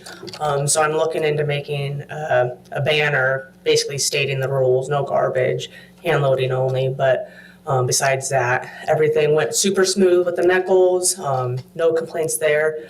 Even with the rain on Saturday, they, like I said, every 2 hours were loading bins up and unloading bins. So which is amazing because that means it's definitely getting the word out there for people to start doing fire mitigation on their property, right? Mara, are they hauling that up to the transfer site or to their shop site, Nichols? So it actually goes behind my facility or the roads department in Lake Fork. In Lake Fork, Yep, okay. yep. Good. So that's where all that stuff goes. And then last year, No, we ground it last they year. ground it last year. So they have, Any burning of anything anymore. correct. I don't know if we can afford the grinding, Scott. I think we can. So I won't tell you what I did this weekend, Mara. I'm We're good. glad people are still burning. It is closed burn season, so you do have to get a permit too. So those are free, but just make sure you are getting those permits. And we do have them actually on our Valley County website. I did put that link on there, but they can also just call Southern Idaho Timber Protection Association, and they're the ones who truly facilitate that. So if they need help filling those out, you're more than welcome to do that. This week on the 30th, I do have that presentation with the Chief of the Forest Service, Randy Moore. So it's a pretty short presentation. It's only 5 to 10 minutes. What they're expecting is basically just me describing what Valley County has done on collaborative work within the Southwest Idaho landscape. So here in Valley County, we're super progressive, and we have been for a long time. And I even saw that coming from fire coming into this job with Valley County Fire Working Group, how collaborative that meeting is to know what the Forest Service is doing, what BLM's doing, what SIPA's doing. So I think there's definitely more we can do here, but it's more funding based, right? The more money we can get, the more we can do. But I think as a whole, Valley County is actually doing really good collaboratively in a whole. Prospectively, from, like I said, me coming from fire and then taking this job, I do think that we do a very good job. We do have a lot of landowners working on their FireWise grants. I actually made a trip out to Yellow Pine last week to meet with Tim Rogers, the chief, and they have a grant out there. So they're gonna be working on some private landowners that need some work that just don't have the funding. So that's how they're facilitating with that grant, which is super cool. So they'll be working on between 3 and 5 landowners, properties and doing some mitigation out there. So pretty good work. And then in the middle of June, I'm actually meeting with the HOA representative for Payette Lakes Cottage Association. And so that association's on Warren Wagon Road, and it actually consists of 7 subdivisions. And what we're gonna do is come up with a fire mitigation plan for 5 to 10 years.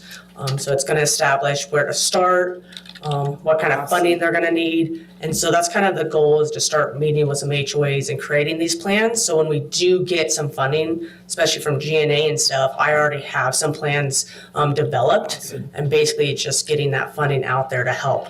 Some HOAs do have a little bit funding to do some work, right? It's just not a lot.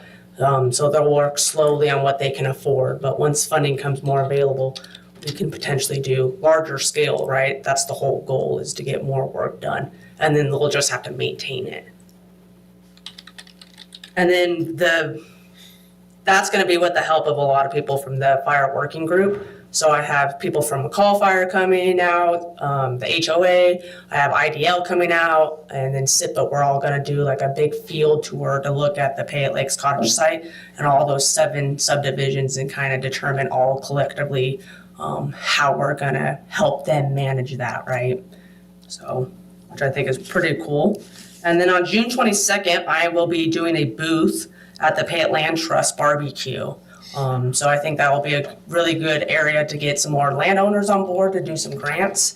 Because they talk about how you can take a private landowner and they can manage it for future stuff, right? So that it doesn't get parceled out or stuff like that. So I think that's a good spot for me to be able to go and set up a booth and maybe get some interest for my East McCall grant to see if landowners want some work done.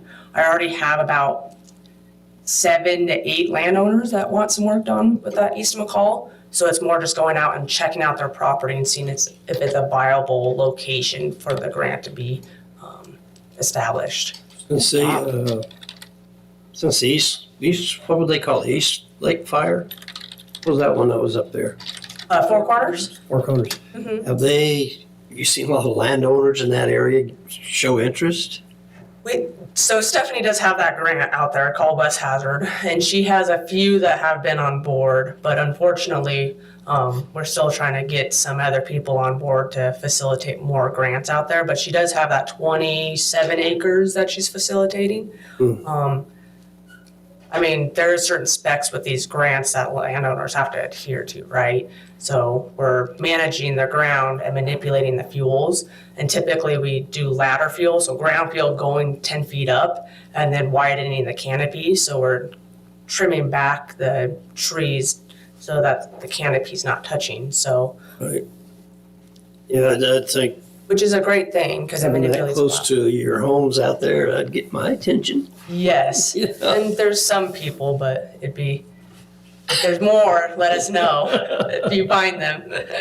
So, because she still has that grant, like I said, that one expires at the end of this year. So she did widen that boundary to go up to Bear Basin.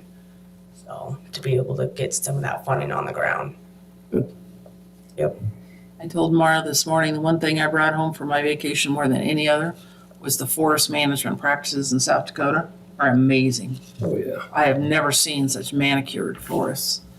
And it's like, I'm going to take our people on a tour because it was incredible. It is beautiful out there.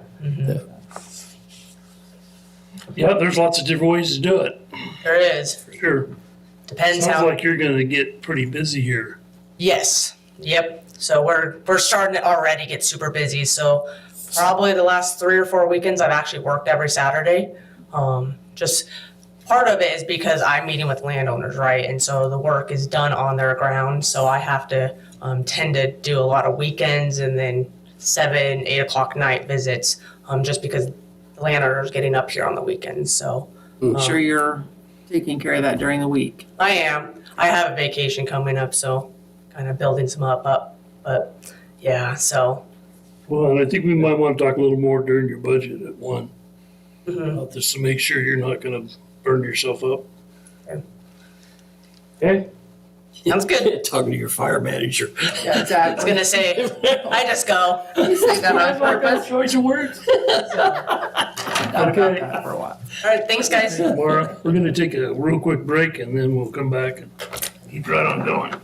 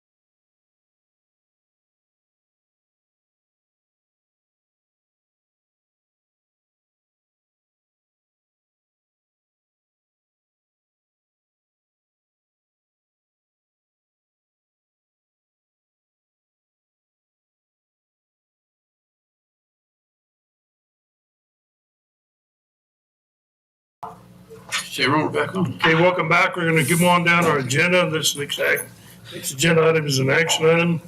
Mackenzie, are you doing the Ed Pro, right? Lindsay, yes. Or Lindsay, I'm sorry. No, you're fine. I'm sorry. Mara just asked if I was Mackenzie too.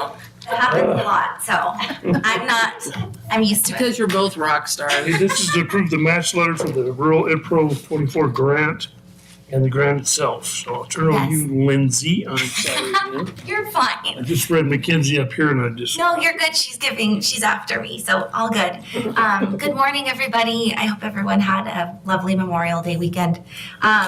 We're here again, which we have to do every year through our Department of Commerce Rural Economic Development Professional Grant. So as you all know, I'm the contracted executive director for the West Central Mountains Economic Development Council. A lot of words today. But in short, these funds help fund that Rural ED Professional Grant. There's about 22 of us throughout the state that are like me, that are nonprofits, or it depends on how they're structured. But basically, these dollars help deploy us to be on the ground working with small businesses, local governments on economic development in rural Idaho. So this is my second time writing the grant and going through the process. So we're required to have a municipality be the applicant. So Valley County has graciously been our applicant for the last several years, and you graciously have offered up match, which is critical to us. And then also this cash match letter that just shows the match is there and it's accounted for. So I write the grant in conjunction with oversight from my executive board.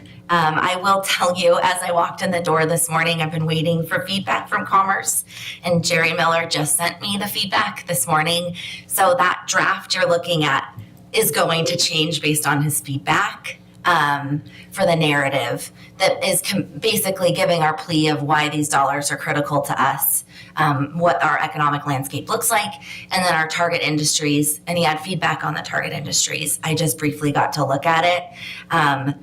But so I don't know if that changes things. I guess the ask would be that you trust us as the regional economic development nonprofit to make the right decisions. These target industries don't preclude us from working on other initiatives, but Commerce requires us to showcase what those target industries are.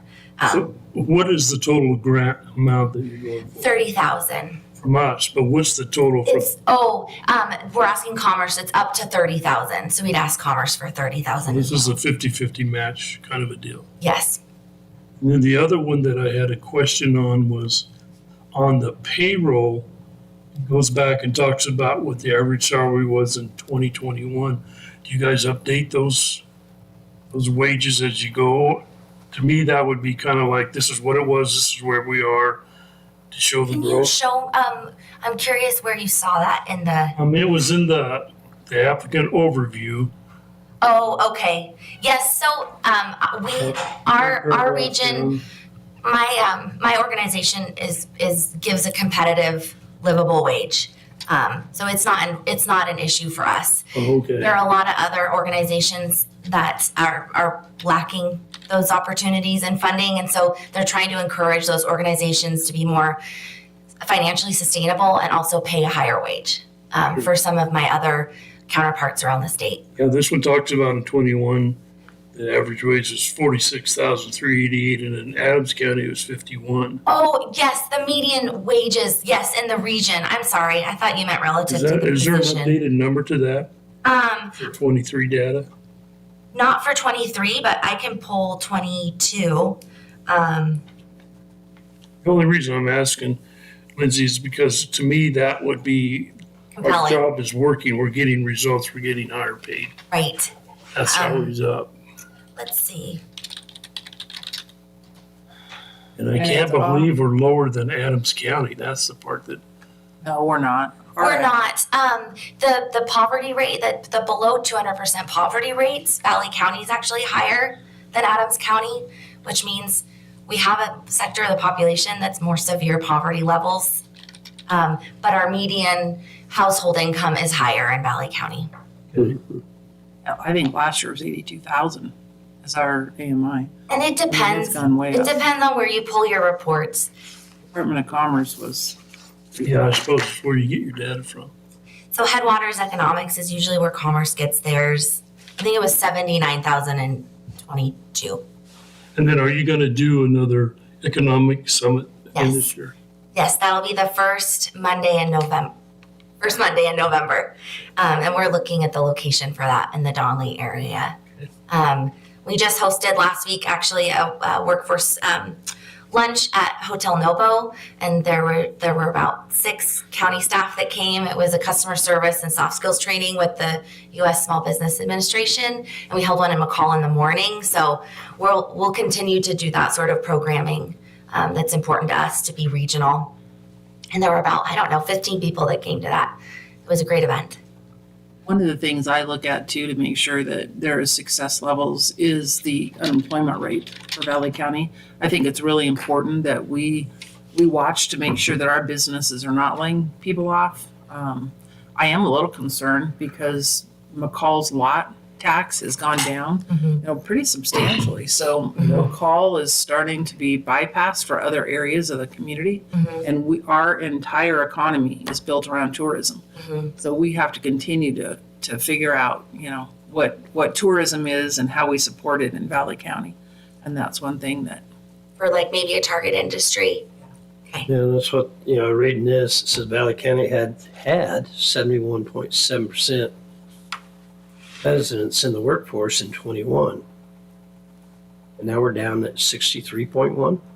I think that was is that from 2010? I think the years were a little bit further apart than that. But yes, that we are losing workforce population. That is true. And also another concern is non-labor income in the region has gone through the roof. So income from investments, retirement, other forms of income that are not related to your job.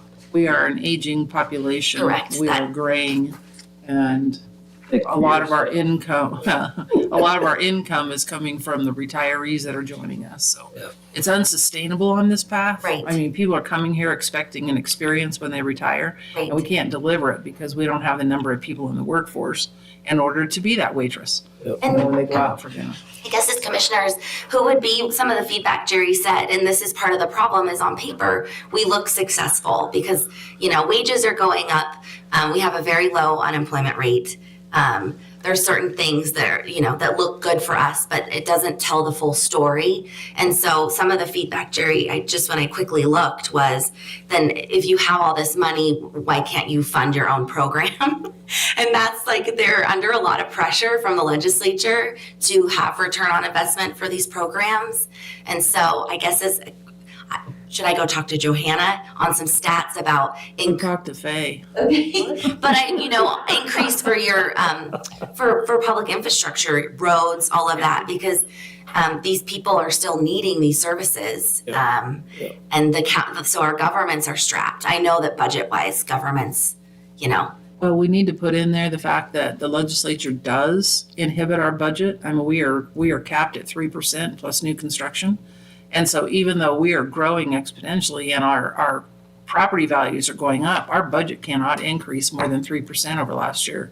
And with cost of living being, 1 year it was 9%, we can't keep up with employees. We have to give our employees some type of wage allocation to be able to live here. So being able to hire local employees is very critical for our economy here. We are a tourism-based economy, recreation-based economy. And we cannot support the local community because of a lot of the restraints that are placed upon government in Idaho. Okay. So, Well, and then there's some other things that, that's probably not a part of this, but we'll see in the future, in the fact that St. Luke's has a new facility. They've hired a lot more staff. I know trying the new to. clinic in Donley, they've hired 5 new people. These are people right off the street that, I think the infrastructure is getting built just really slow for a lot of these kind of issues. But you've got the hospitality, you've got medical, you've got that kind of stuff in here. So we're keeping track of it. But I can agree with what the legislature's saying is we want to see what the results are. Right. We're getting increased wages, we're getting lower unemployment, whatever that is, I think helps. Yeah, and the application it's I guess the opportunity to show that the other side of that coin. And I need to go back to the drawing board now based on Jerry's feedback and figure out, and I don't know how this works, how I can, but I'm happy to share it for any feedback with you all with the next draft before I submit on the 31st. Well, I think we need to go ahead and submit it so we're not crashing. Or approve the submission of it. And yeah, I trust you 100%. Okay, I will get her done. If we don't get the grant, then the whole deal's off, so. And I think what we see here is just like shows Adams County is the oldest as far as aging population in the state. We're 7th. I mean, that's significant. That slows down that end. Right. And yeah, the young people can't afford to live here. Right. Well, we also service part of Adams County through the West Central Mountains includes all of Meadows Valley. So. Well, and our relationship to the Treasure Valley too.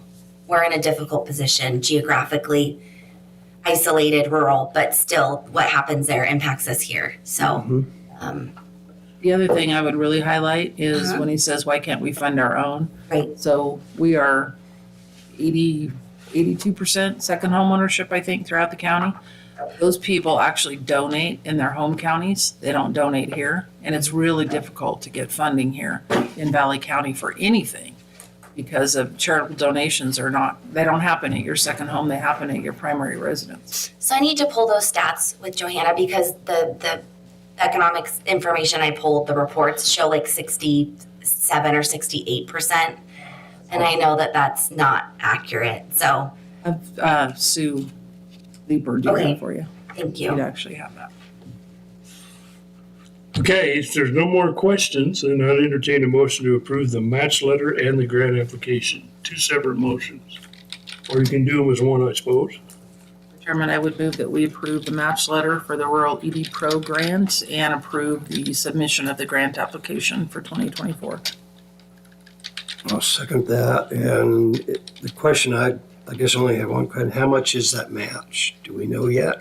Is it the 30,000? 30,000 is what we're approving. Okay, so I think the letter may need to get Is it 30, was it 35? I'm sorry, it was 35,000. Yeah, 35,000. Okay, 35,000. And I do want to clarify, it's technically fiscal year 25 because their new year starts on July 1st. Very I will good. amend Good mine. I will amend it to. It's hard to, I don't want to live in 2025 yet, but unfortunately that's the fiscal year. So you amended your motion. Do you second that amendment, Neil? Yes, I'll second the I'm going to amendment. vote on the amendment. All in favor, please say aye. Aye. Now we're going to vote on the actual motion itself. Oh, do you want to repeat it or are you good? I'm good, thank you, sir. Okay, all in favor of the motion, please say aye. Aye. Aye. Aye, motion carries. Thank you, everyone. I appreciate you. We appreciate you. Okay, Scott, sorry we're only 10 minutes late. It's not too bad, but you're up. Oh, the agenda said I was supposed to be up tomorrow. Okay, we'll start with building and grounds. Wi-Fi, all thermostats are done here in the courthouse building. And so we're waiting for them to complete the upgrade to Wi-Fi in the jail, and then they'll get that completed. Now, you're going to be one of the contacts for the Wi-Fi, or is there other people going to have that? Well, hopefully, eventually, it'll be on all our phones and stuff. Okay. So, but once they get it installed, then they'll do the graphics. It'll be on my desktop, and then we'll get it.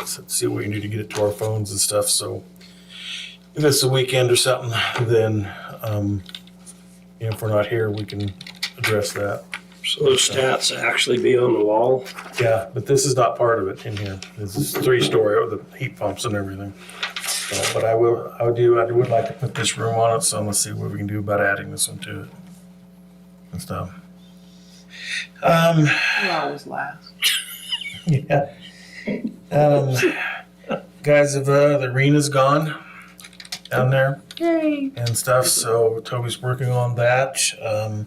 We did have Tri-State go through the 2 barns down there and look at all the electrical and put some GFI breakers in and replace switches and outlets and stuff. So Is that the 2 red barns? yes, the 2 red barns. Yeah. Did you guys look at that steel building where they have the open class? No. wasn't requested to look at that, so. We used to have an office in there, and I know they were having some electrical issues at one time, but You know, there's kind of office in the back part Right. for it, but it's more storage room now. is what it is. Yeah, so it is kind of junk room or something. but the 2 red barns are done. Yeah, and stuff. So hopefully no more sparking. And then let's see. And the Marititle, I guess Alpha sprayed the grass or something and killed it. And Say that again? well, Alpha sprayed the Marititle and Nova over here and killed the grass. So Wrong product. So yeah, I guess talking with, because we're looking at having I can't think of his name now. George? Ryan Nelson. He was taking care of. Well, Ryan, yeah, he was mowing it. He was taking care of the lower part, and looking at maybe having him take care of the whole thing now. But he said, look, they went in and thatched it and tried to reseed it, and are watering the tar out of it, trying to come back. So anyway, Well, they round up an application Roundup that was still in the container. I don't know. My Roundup didn't work that I put on, so I'm not sure if that stuff even works anymore. So that's kind of where we're at with that. Still been working with Mike Savoy on janitorial and stuff, looking at trying to come up with some wages. I did ask him to look and see if he could find out kind of what the wage scale was for the schools here. I think that's more in line with the motels and stuff, and more institutional like that. So I'm kind of waiting to see if he'll get back to me on that and things.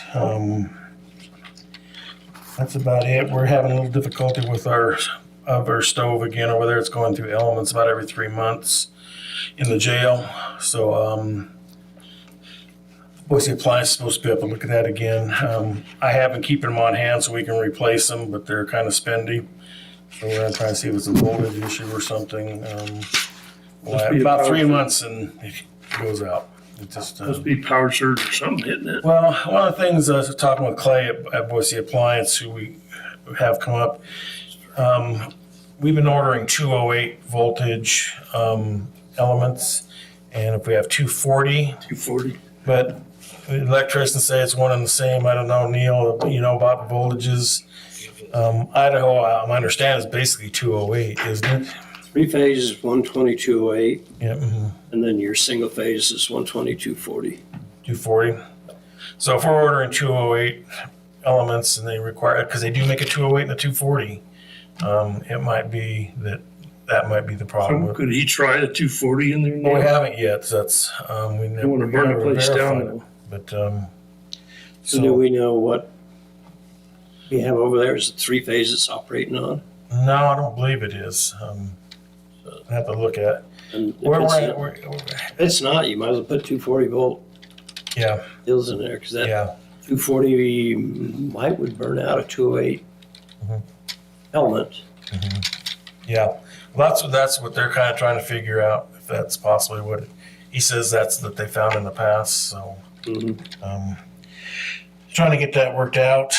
On the solid waste, we got 2 applicants from the RFQ for engineering up there and Great West Engineering. After I scored it, Johanna did, Jeff and Oki, and they came out the winners so we're gonna see if we can negotiate something with them. What was the cost? There's no cost. This is just who was qualified to do it. Oh, and then you're gonna award that, okay. Yeah, we looked at their qualifications. I'm not quite used to this going qualification and then type deal, but so now let's see if what we can negotiate with the cost with them on that. Did they talk about chiseling up the floor, or are they gonna? Well, what they do is come in and analyze it. They don't know yet. Yeah, and see if it's something that, because I know in the past they talked about recoding it, but in the back, I know actually near the edge where they're loading, where peanut runs back and forth loading, there's actually holes. I mean, they're into the dirt. They actually brought some ground asphalt that someone delivered up there and put in it and kind of packed it down. Oh my God. But we got rebar exposed. The trench drain in the center is totally gone. So that's part of, how we can refurbish that and get it operational again. If we're just gonna have to take half and cut it out, do half, and then, that's gonna be part of the engineering part of it. stuff up there. I'm talking with Lakeshore about the grinding. They had an in-house, somebody in Washington to come do it, but it doesn't sound like that's gonna happen. So Mark said he's reaching out to another one and gonna talk with Timber Creek. I met Timber Creek, actually stopped by last week and spoke with them. Trying to do it twice a year.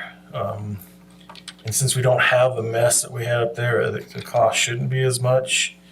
And then they can bring up a tub grinder and actually do the stumps, so we don't, so we can get rid of the stumps and stuff. So, I told Scott, Dave Carey reached out to me over the weekend also, and they have a big pile in Jug Mountain so that people don't have to bring it down to the transfer station.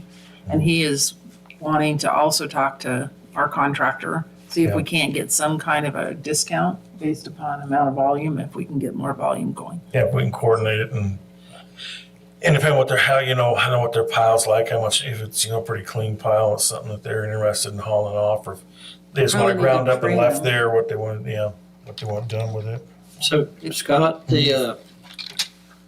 backing up here, for the transfer site, those tractors, are they rubber tracks, or are they steel with just little rubber inserts? Peanut has the rubber tracks on it in there, the one that they load with. This time, when they were bringing the big one down that we rented, when the Peanut was broke, it even ripped up our speed bumps when they went across them with it, and things. But I believe that Peanut's a rubber track going in there. But Yeah, we'd have to have a rubber track going there. Yeah. Don't you think a lot of that damage was done with the front end loader though? Well, they do. I mean, because they're scraping it, running in there, trying to keep it in. I mean, you got how many trips a day that loader goes in there, pushing it up. It's just, I don't know if there's a different type of blade they could put on their loaders. It's not quite so hard on the concrete. But I think if you mount a rubber tire instead of a blade, that would help a lot. Yeah, but they kind of got to be able to scoop it up and pile it up in there. I know they do that on the recycle centers where they, ideally at recycle center, the loading conveyor is in a pit and they just push it into it, and they get like a big loader tire and cut it in half and put it on the front of a skid steer and push with that. But when they're trying to push up, construction waste and everything else, I don't know, if they could, if they have something, in the solid waste industry that they can use on a floor that's not quite so hard on it and stuff. Be something we look into. Yeah. Need to really look at their contract next time and make sure that there's something in there about their performance at that site. And if they damage it, that there is liability on them. Yeah. Yeah, the whole thing kind of. You're gonna be here for 4 years, you'll probably be dealing with that one. Yeah. Out at Yellow Pine Transfer Station, we're limiting how many days it's open to Tuesday, Thursdays, and Sundays now. We're just getting too much trash out there. I had a bunch of signs made for them out there. That's one of the things, their woody debris pile, they're just getting hammered out there, more than the space can handle. And a lot of nails, trash, spike embedded wood and stuff that's not supposed to be in it. So Scott, what's your thought process behind that? Because if it's only open 3 days, you're just holding product for those 3 days. So you could see. Well, they're going to monitor it too, and just it's just like Warren Lake. It's household trash only, and we had sheet metal, staircase, handrails. I think he's kind of an outfitter. You're going to town, it's full of cinches and baling twine and everything else from yard cleanup, and that's not what those are out there. They're household waste only, and we allow also the restaurants with their stuff. So we're just going to monitor it until they can. I'm actually going to try and go out to their village meeting here in June and talk with them and stuff. And then what I'd like to do is once or twice a year in the spring and fall is have a roll-off taken out there. They can have it for a week, get their yard cleanup done, and keep it out of there. because I know it's hard to make a run clear from out there to the transfer site with stuff that's not supposed to go in there. And they have no other place to take it. So I think we should do something like that, get it out there, get it in the paper, get it on their Facebook, that we're gonna have a roll-off, for yard cleanup. Great idea. And let them have it for a week or two, and in the spring, and maybe one in the fall, and then it'll not be such a burden on the transfer site out there and stuff. But we're gonna do this for a while and to see how it works. Like I say, if I can go out and talk at their community meeting. And What day is that community meeting? I don't know yet. They haven't decided for Just sure. let me know when you hear. Yeah. If you think about it. And, It might pay one of you two to go to that too as well. And just explain how, conditional use permit is for household waste only, and for yard, clean up limbs and stuff. I like your idea with the dumpster once or twice a year. Kind of. Yeah, out there for them, because it's hard to make a trip clear out here with half a pickup load of yard waste or metal and stuff. So, or someone doing a remodel, it's, to get enough it is quite a drive out, for them. And it might help encourage, just cleanup in the community. I mean, Yeah. if there was a dumpster to take some of that stuff to that they can dump. Yeah. And it might help with the community cleanup. Yeah, and that's kind of was this spring. It was it's actually one of the places out there. It was cut off, roofing materials and everything else in there. I actually found some live ammunition in there. It was old. I mean, the lead had turned white and stuff on it, but so You never know. got Cecil wound up. During a little fire, that's not a positive. Did that wind up, Cecil? bit. So yeah. So anyway, that's about all I can think of right at the moment. What's the plan? I know you talked about the arena. Are they going to start? Is there a company coming in that's going to build the arena now, or what? No, Toby's gonna do it. He's going to build it too. Yeah. Get with him. We don't seem to communicate much because I still haven't got the plans for the bathroom concession announcer stand, and then I want to get with him because he said if I can get the materials, they'll put some hose bibs in for the livestock, and possibly even if we can tie onto the meter down there, get some sprinklers for the arena and stuff. When you get those plans, do we get a chance to look at them before he just starts building something? Well, I think I got to take them to the city and see what their permitting process is or what their deal is. They've got to look at them, and stuff. So I think we should look at them too. I don't know how the other two feel, but it's like, this is a long-term solution here. We got to make sure we do it right. Mm-hmm. I just feel like it'd be nice if we had a chance to look at those before we start pouring concrete. Yeah. Okay. Agreed. What? Agreed. Okay. Like I say, I haven't even seen him yet, so. Hey. Does he feel like he has them now, though? Yeah, he had him on his phone that day when we were talking to him down there. So, I don't know what he's waiting for, or need to see him. I need to go down and talk with Daryl down there, and at the city hall, and see what their permitting and approval process is and stuff, and so we get going on it. They're gonna be standing on a soapbox announcing it. Exactly. Need to get going on this. Yeah. So and things we're we looked at where the power going to come off that pole. I went to the announcer stand over there and dig instead of coming across from the other one and stuff. So that's where we're at. Is there enough power to run a bathroom and a concession stand and all that too? Oh, yeah. Yeah, I would think so. I mean, we don't have anything. We don't have like fryers or anything in there, stuff that's going to draw a lot of power or anything. It's just going to, run the lights and the heat in the bathrooms probably, and the water heater and I think that was 200 amps on that pole, I believe. Yeah. Remember right? Yeah. The girls may start a curling iron or a hairdryer, so. What? The girls may need a curling iron or a hairdryer. There's not gonna be any showers in these or anything this time around, so it's just gonna be strictly Girls don't bathrooms. do that. Have you seen those And girls? ponytails, yeah. Yeah. You seen those girls? I'm sure I'll think of something else later, but that's, Was there, have you guys talked, is there enough outdoor lighting for that arena? well, that's another thing we're also looking at too, is going to like a solar lighting. And what Toby, the kind of number he threw out there, it's fairly inexpensive. The system he looked at, I think he saw it when he was down at the NFR finals there. So there a solar panel that charges a battery that runs the light? they run off of that. Yeah. We need to make sure it's all meets our ordinance and code, but that would be a question for the city too. How do you turn it off at night if it's on solar?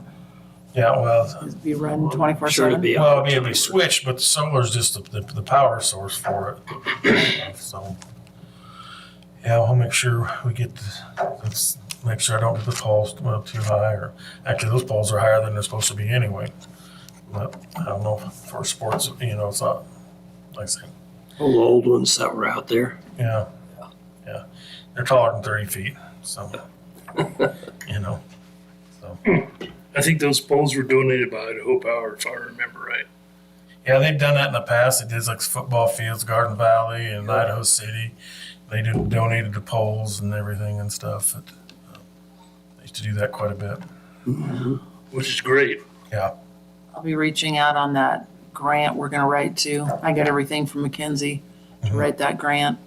Okay. See if we can't get a CDBG grant there. You know what's going on with the community center grant? I got her additional information. Is something we had to reapply for, or? I have no idea. Okay. That was the gym grant? What was that grant called? It's a CDBG. Community Development Block Grant. Yeah. I don't know if they've looked at those yet or. Because they want like an energy study, so I got a hold of Dylan and he got the information. Got that to McKinsey, and they want to know about lead paint, which they haven't used lead paint since '78, and that's built in '82 or something. There's no lead paint. And asbestos, it was after kind of that had come to a stop too. So, And then I think Steve went up and sprayed all the weeds on the north side. He said he was. Well, that's okay. Because I know that the church reached out. They wanted to do kind of clean things up out there and do something out there and put a sign up and stuff. And so I said, go ahead. Yeah, I just told him to contact you and you're the boss, so. Yeah. So they want to kind of clean up that area out there. And There was a lot of. redo the horseshoe pits and stuff so they could be used and things and stuff. There was a lot of knapweed out there. Yeah. Hopefully get that stopped. What about any paving projects this summer? Any of this stuff? No, that's capital improvement request for 2025. That's what it is for this section in here right now. So. Can't think of anything else. Okay. That's good. Okay, thanks, Scott. Thank you. And Mackenzie coming in, do you know? Just next on the Mackenzie agenda. You haven't heard from her? I have not heard from her. Okay. So we're gonna take a break until somebody shows up. And we'll see probably 11:30, we'll see everybody back here then. So we don't know whether she's coming in or not, huh?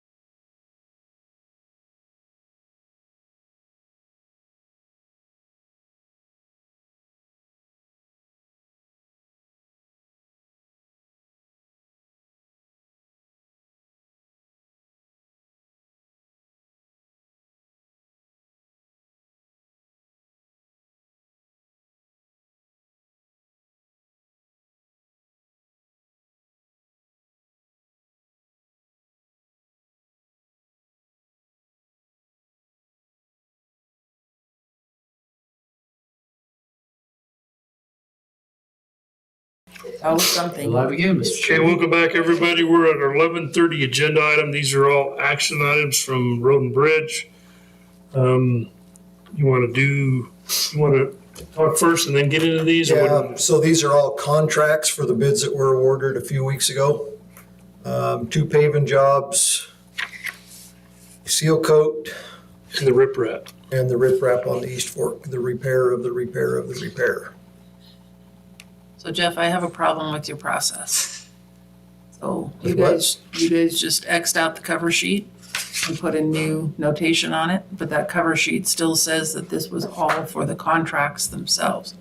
So have these contracts been reviewed through the prosecuting attorney's office? I just got the last one back Wednesday. Well, the Katrina, cover sheet is not correct on any of them. it's the same cover sheet that came back from the PA's office, so I don't know what was on there.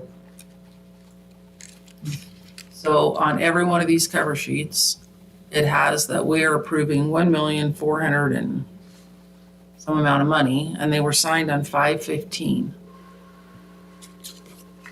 So is this a compilation of all of this maybe? Just to use one cover sheet? No, each one had its own cover sheet when I sent them to them. I didn't look at the cover sheet when they sent them back to me.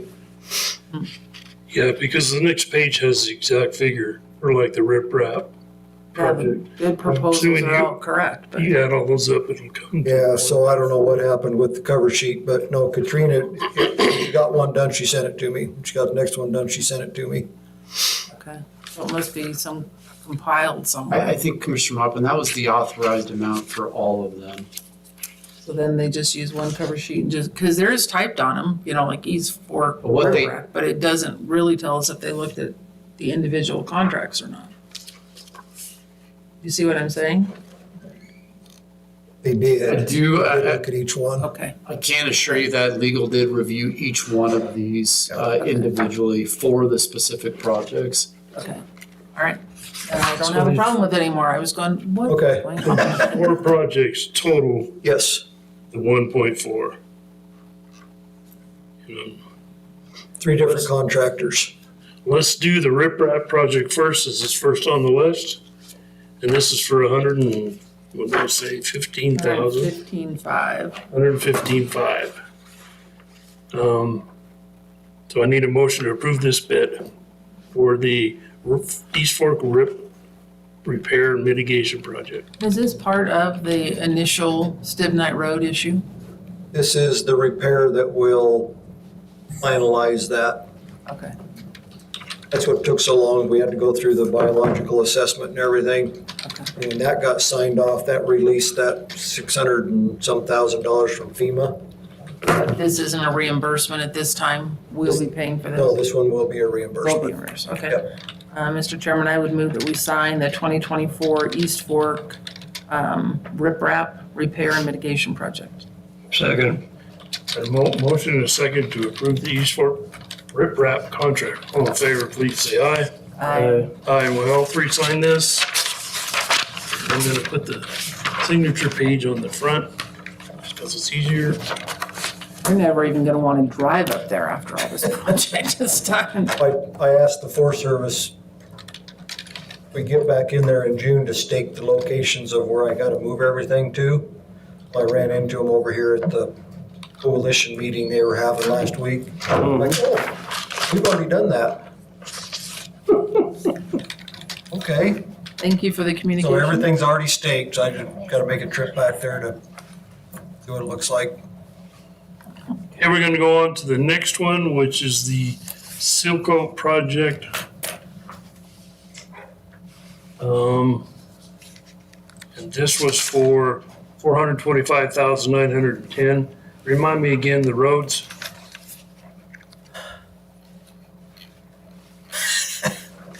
Westlake, Fort Heinrich, Spink, up to the transfer site.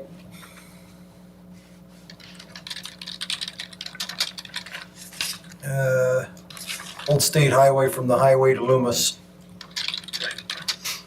That was good, Jeff. Get her off the cuff. I thought I sent that to you, because you were asking me what roads were getting done, You did. It's hard to remember everything we did. and you want me to remember things. Okay, so I'll entertain a motion to approve this contract.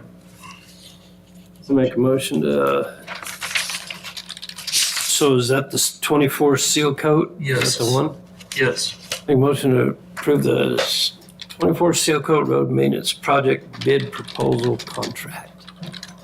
For $425,910, and I will second that. Got a motion and a second. All in favor, please say aye. Aye. Aye. Motion carries. Okay, so on that one, that guy came up and spent a few hours with me. We went and looked at the roads, showed him Spink. And in the process of looking at it, some of the long haul trucks were coming out of there headed loaded. Some empty ones were going up, garbage trucks were going up and down, and he's all, "Oh, it's a busy road." And I go, "Yeah." He goes, "Can you spare some flaggers?" And I go, "No." He's all, "Whew, it's gonna be tough because we have to wait 2 hours to put traffic on it once they seal coat it." So I think Mickey mentioned, wonder if they would be up to doing it on a Sunday when they're closed. I put the bug in the contractor's ear, so he's looking to do it on a Sunday. Or even at the end of the day, I mean, what time do they close up there? At 5:30. Want to do it on Sunday, they could do it in an evening. They do it on a Sunday. It's a 4-day job. They're gonna do one road a day. So if they start on Sunday instead of Monday, they'll still get their 4 days in. That way they're not dealing with any traffic up there, workers, whatever. Makes sense. Okay, next. So the next one is the Gold Dust paving project. And this was for 357 something. 576 to 1640. 576 to 1640, right? I like the first number. Yeah. We do too. Could you try and get that down? So I'll make the motion that we go ahead and sign the bid for the Gold Dust Road repaving project. Second. A motion and a second. All in favor, please say aye. Aye. Aye. Motion carries. And then the last one, the Davis Creek paving project. And this one was for $357,265.55. Need a motion to approve that one. I'm gonna move that we approve the Davis Creek Lane paving project for $357,265.65. Second. Motion and a second. All in favor, please say aye. Aye. Aye. Motion carries. And if you guys will hand those back, Doug's gotta test them. Or I could come and get them.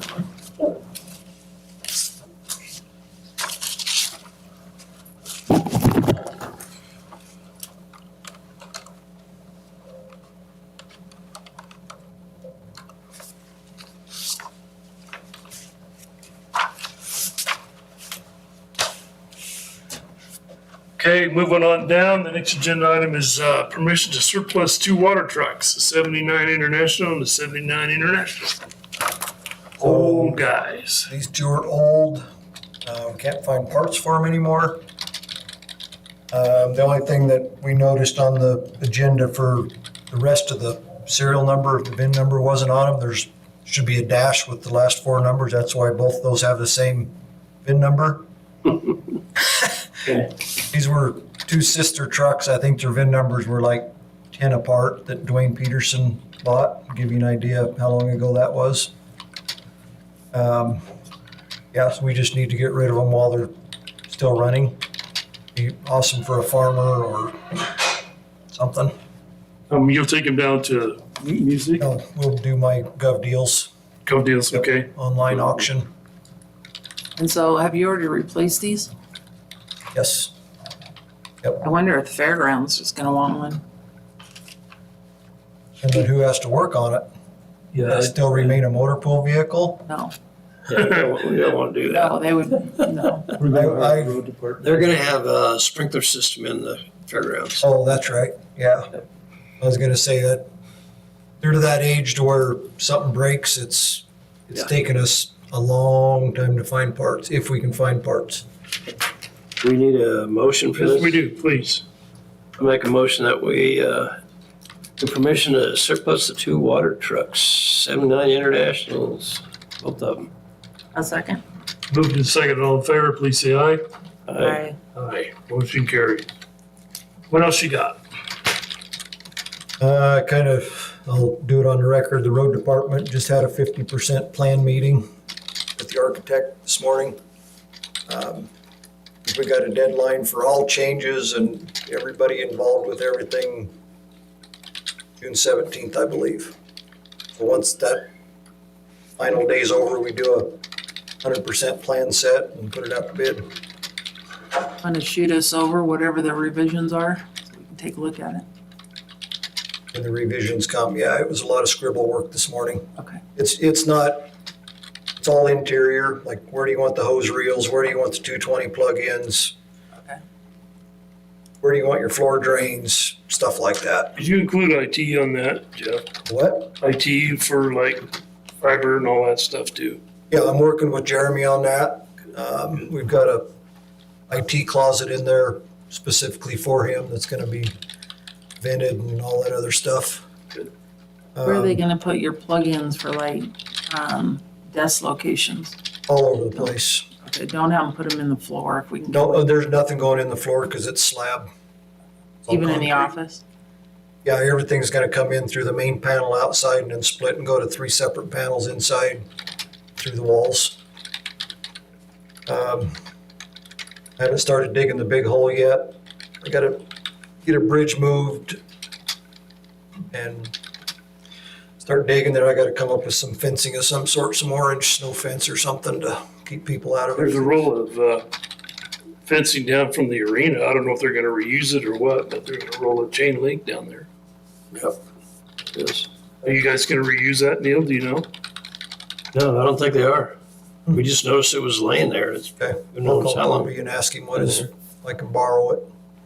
I mean, when the construction starts on the building, I'm requiring the builders to put up a construction fence all the way around it because they're gonna have cranes and everything else set in those big steel pieces.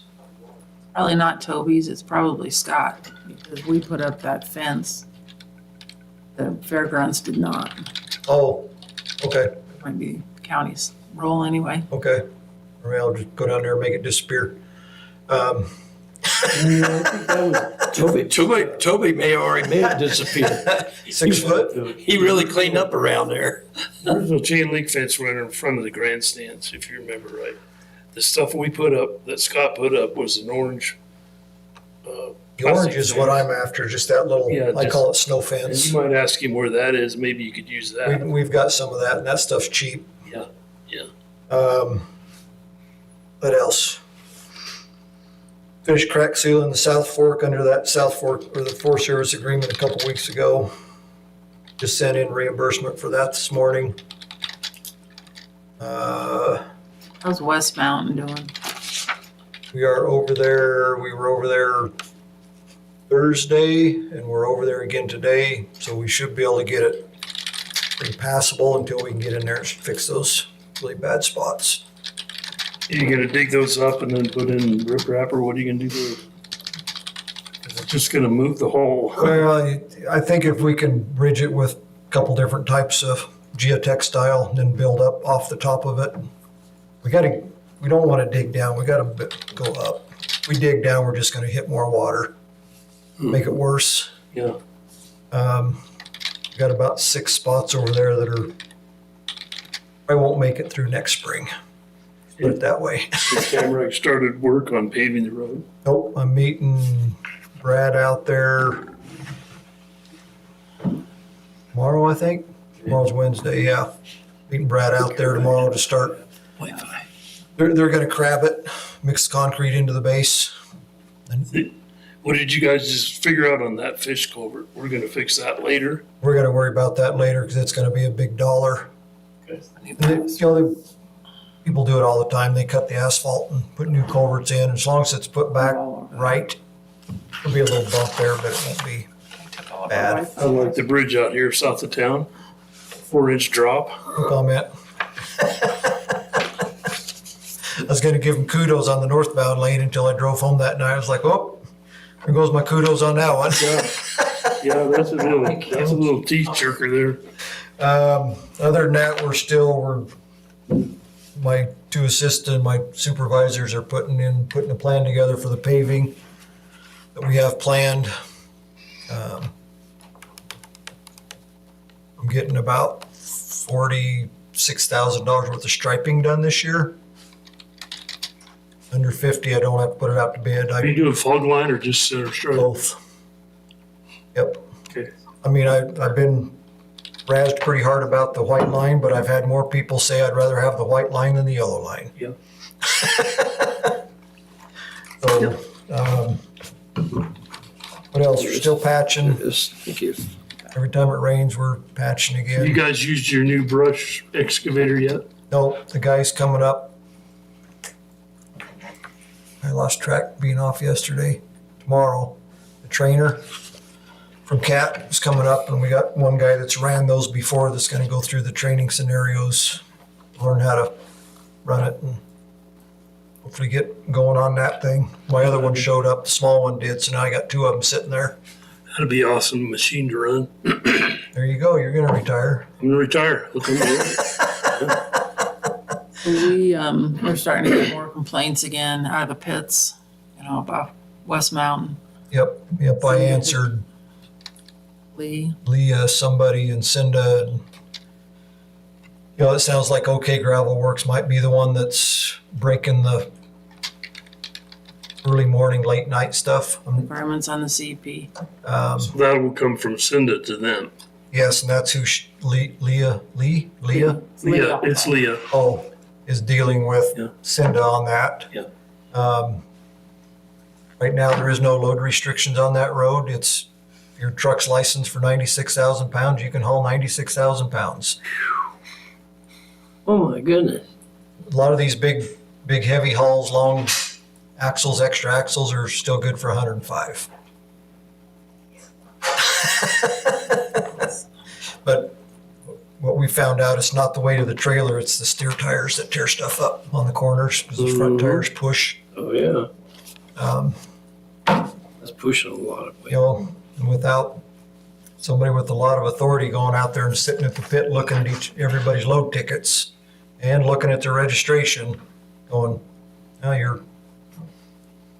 these guys aren't going to risk getting a $6,500 overweight ticket to make one extra trip a day. Yeah, but we should have done a better job on that CUP and making them at least fix the road. We need to Once consider again, that as we move forward. That's the same thing as, there's no difference between that and a mine. Right. Because that is considered mining is a rock pit. And look what, you guys don't look at Good Lane coming out of all the pits up there between Donley and Cascade. Pavement's gone. That gone. And it's, some of it's us, some of it's Olson, some of it's Granite, some of it's everybody else that's hauling out of that pit. Everybody's gonna have to chip in. Right. Eventually, we're gonna have to have this conversation on how everybody chips in, because either that or we're gonna have to, start working on a grant to try and, do something to mitigate what's happening, because. Once again, you're talking public tax dollars. So, and as we do further CUPs and, hopefully you'll still have input to this, but we really do need to put those offsite mitigations for these types of pits, because now in today's world, they would be paving it, they would be doing a bunch of stuff in order to upkeep. Right. But we don't have that ability to go back on these CUPs. So we are gonna look for enforcement. We have an enforcement officer on board. Yep. He needs to be maybe doing that, maybe taking a week and going and looking and enforcing all of that. But secondarily, as we have to figure out what a longer term fix is, if there is one, so we can try and mitigate some of this as we move forward. Right. Okay. We're about out of time. Anything else? We opened CSASH last week.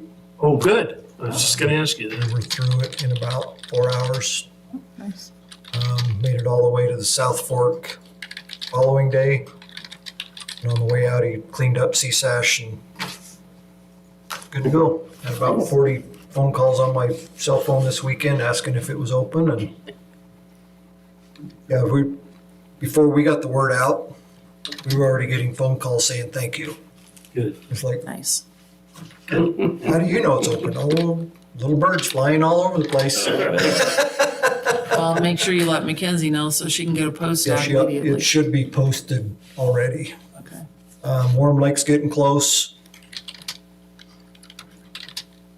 Okay, Gravel Works is doing the Stibnite Road right now for Perpetua. And I'm just gonna have them blade Johnson Creek on the way out. Once again, I'm fully staffed, but I just can't seem to get caught up out here. Last year it was about 20,000, I think, something like that, to have them. You guys were hauling last week. Were you going, is that 60 lane project you finished? No, we were trying to cap some of that stuff on Herrick. Oh, okay. Yeah, it's just, salt makes a good road base, but when there's 4,000 cars a week doing 60 miles an hour, all the dust is out in Farmer Joe's field, and we're just left with chips on the road, so. The other thing that we got to start thinking about too, Jeff, is that Skunk Creek dip. If DF ends up selling all that ground, they're talking about up Clear Creek, that road is going to get Skunk Creek. where the dip is, where you come up there off. Yeah. Because that It's just chatter bumped up. it's just chatterbumps too bad. Yep. And it's only what, maybe a third of a mile. Well, that's part of the section that been in discussions about paving from the pavement on Clear Creek, out Skunk Creek, left on Clear Creek, and down through the dip. The dip. And that was kind of along the lines of that campground that Larry was working on out there, but it's got a heck of a base underneath it. It would hold pavement pretty good. Yeah. It'd be slick in the wintertime a time or two, but people learn how to drive it. What road isn't slick in the winter time sometime or another? What good tow trucks for? Yeah. Okay. Other than that, I think that's it. I'm gonna get my contracts and get them sent off and keep moving But you're getting forward. excited. Huh? Dan starts what?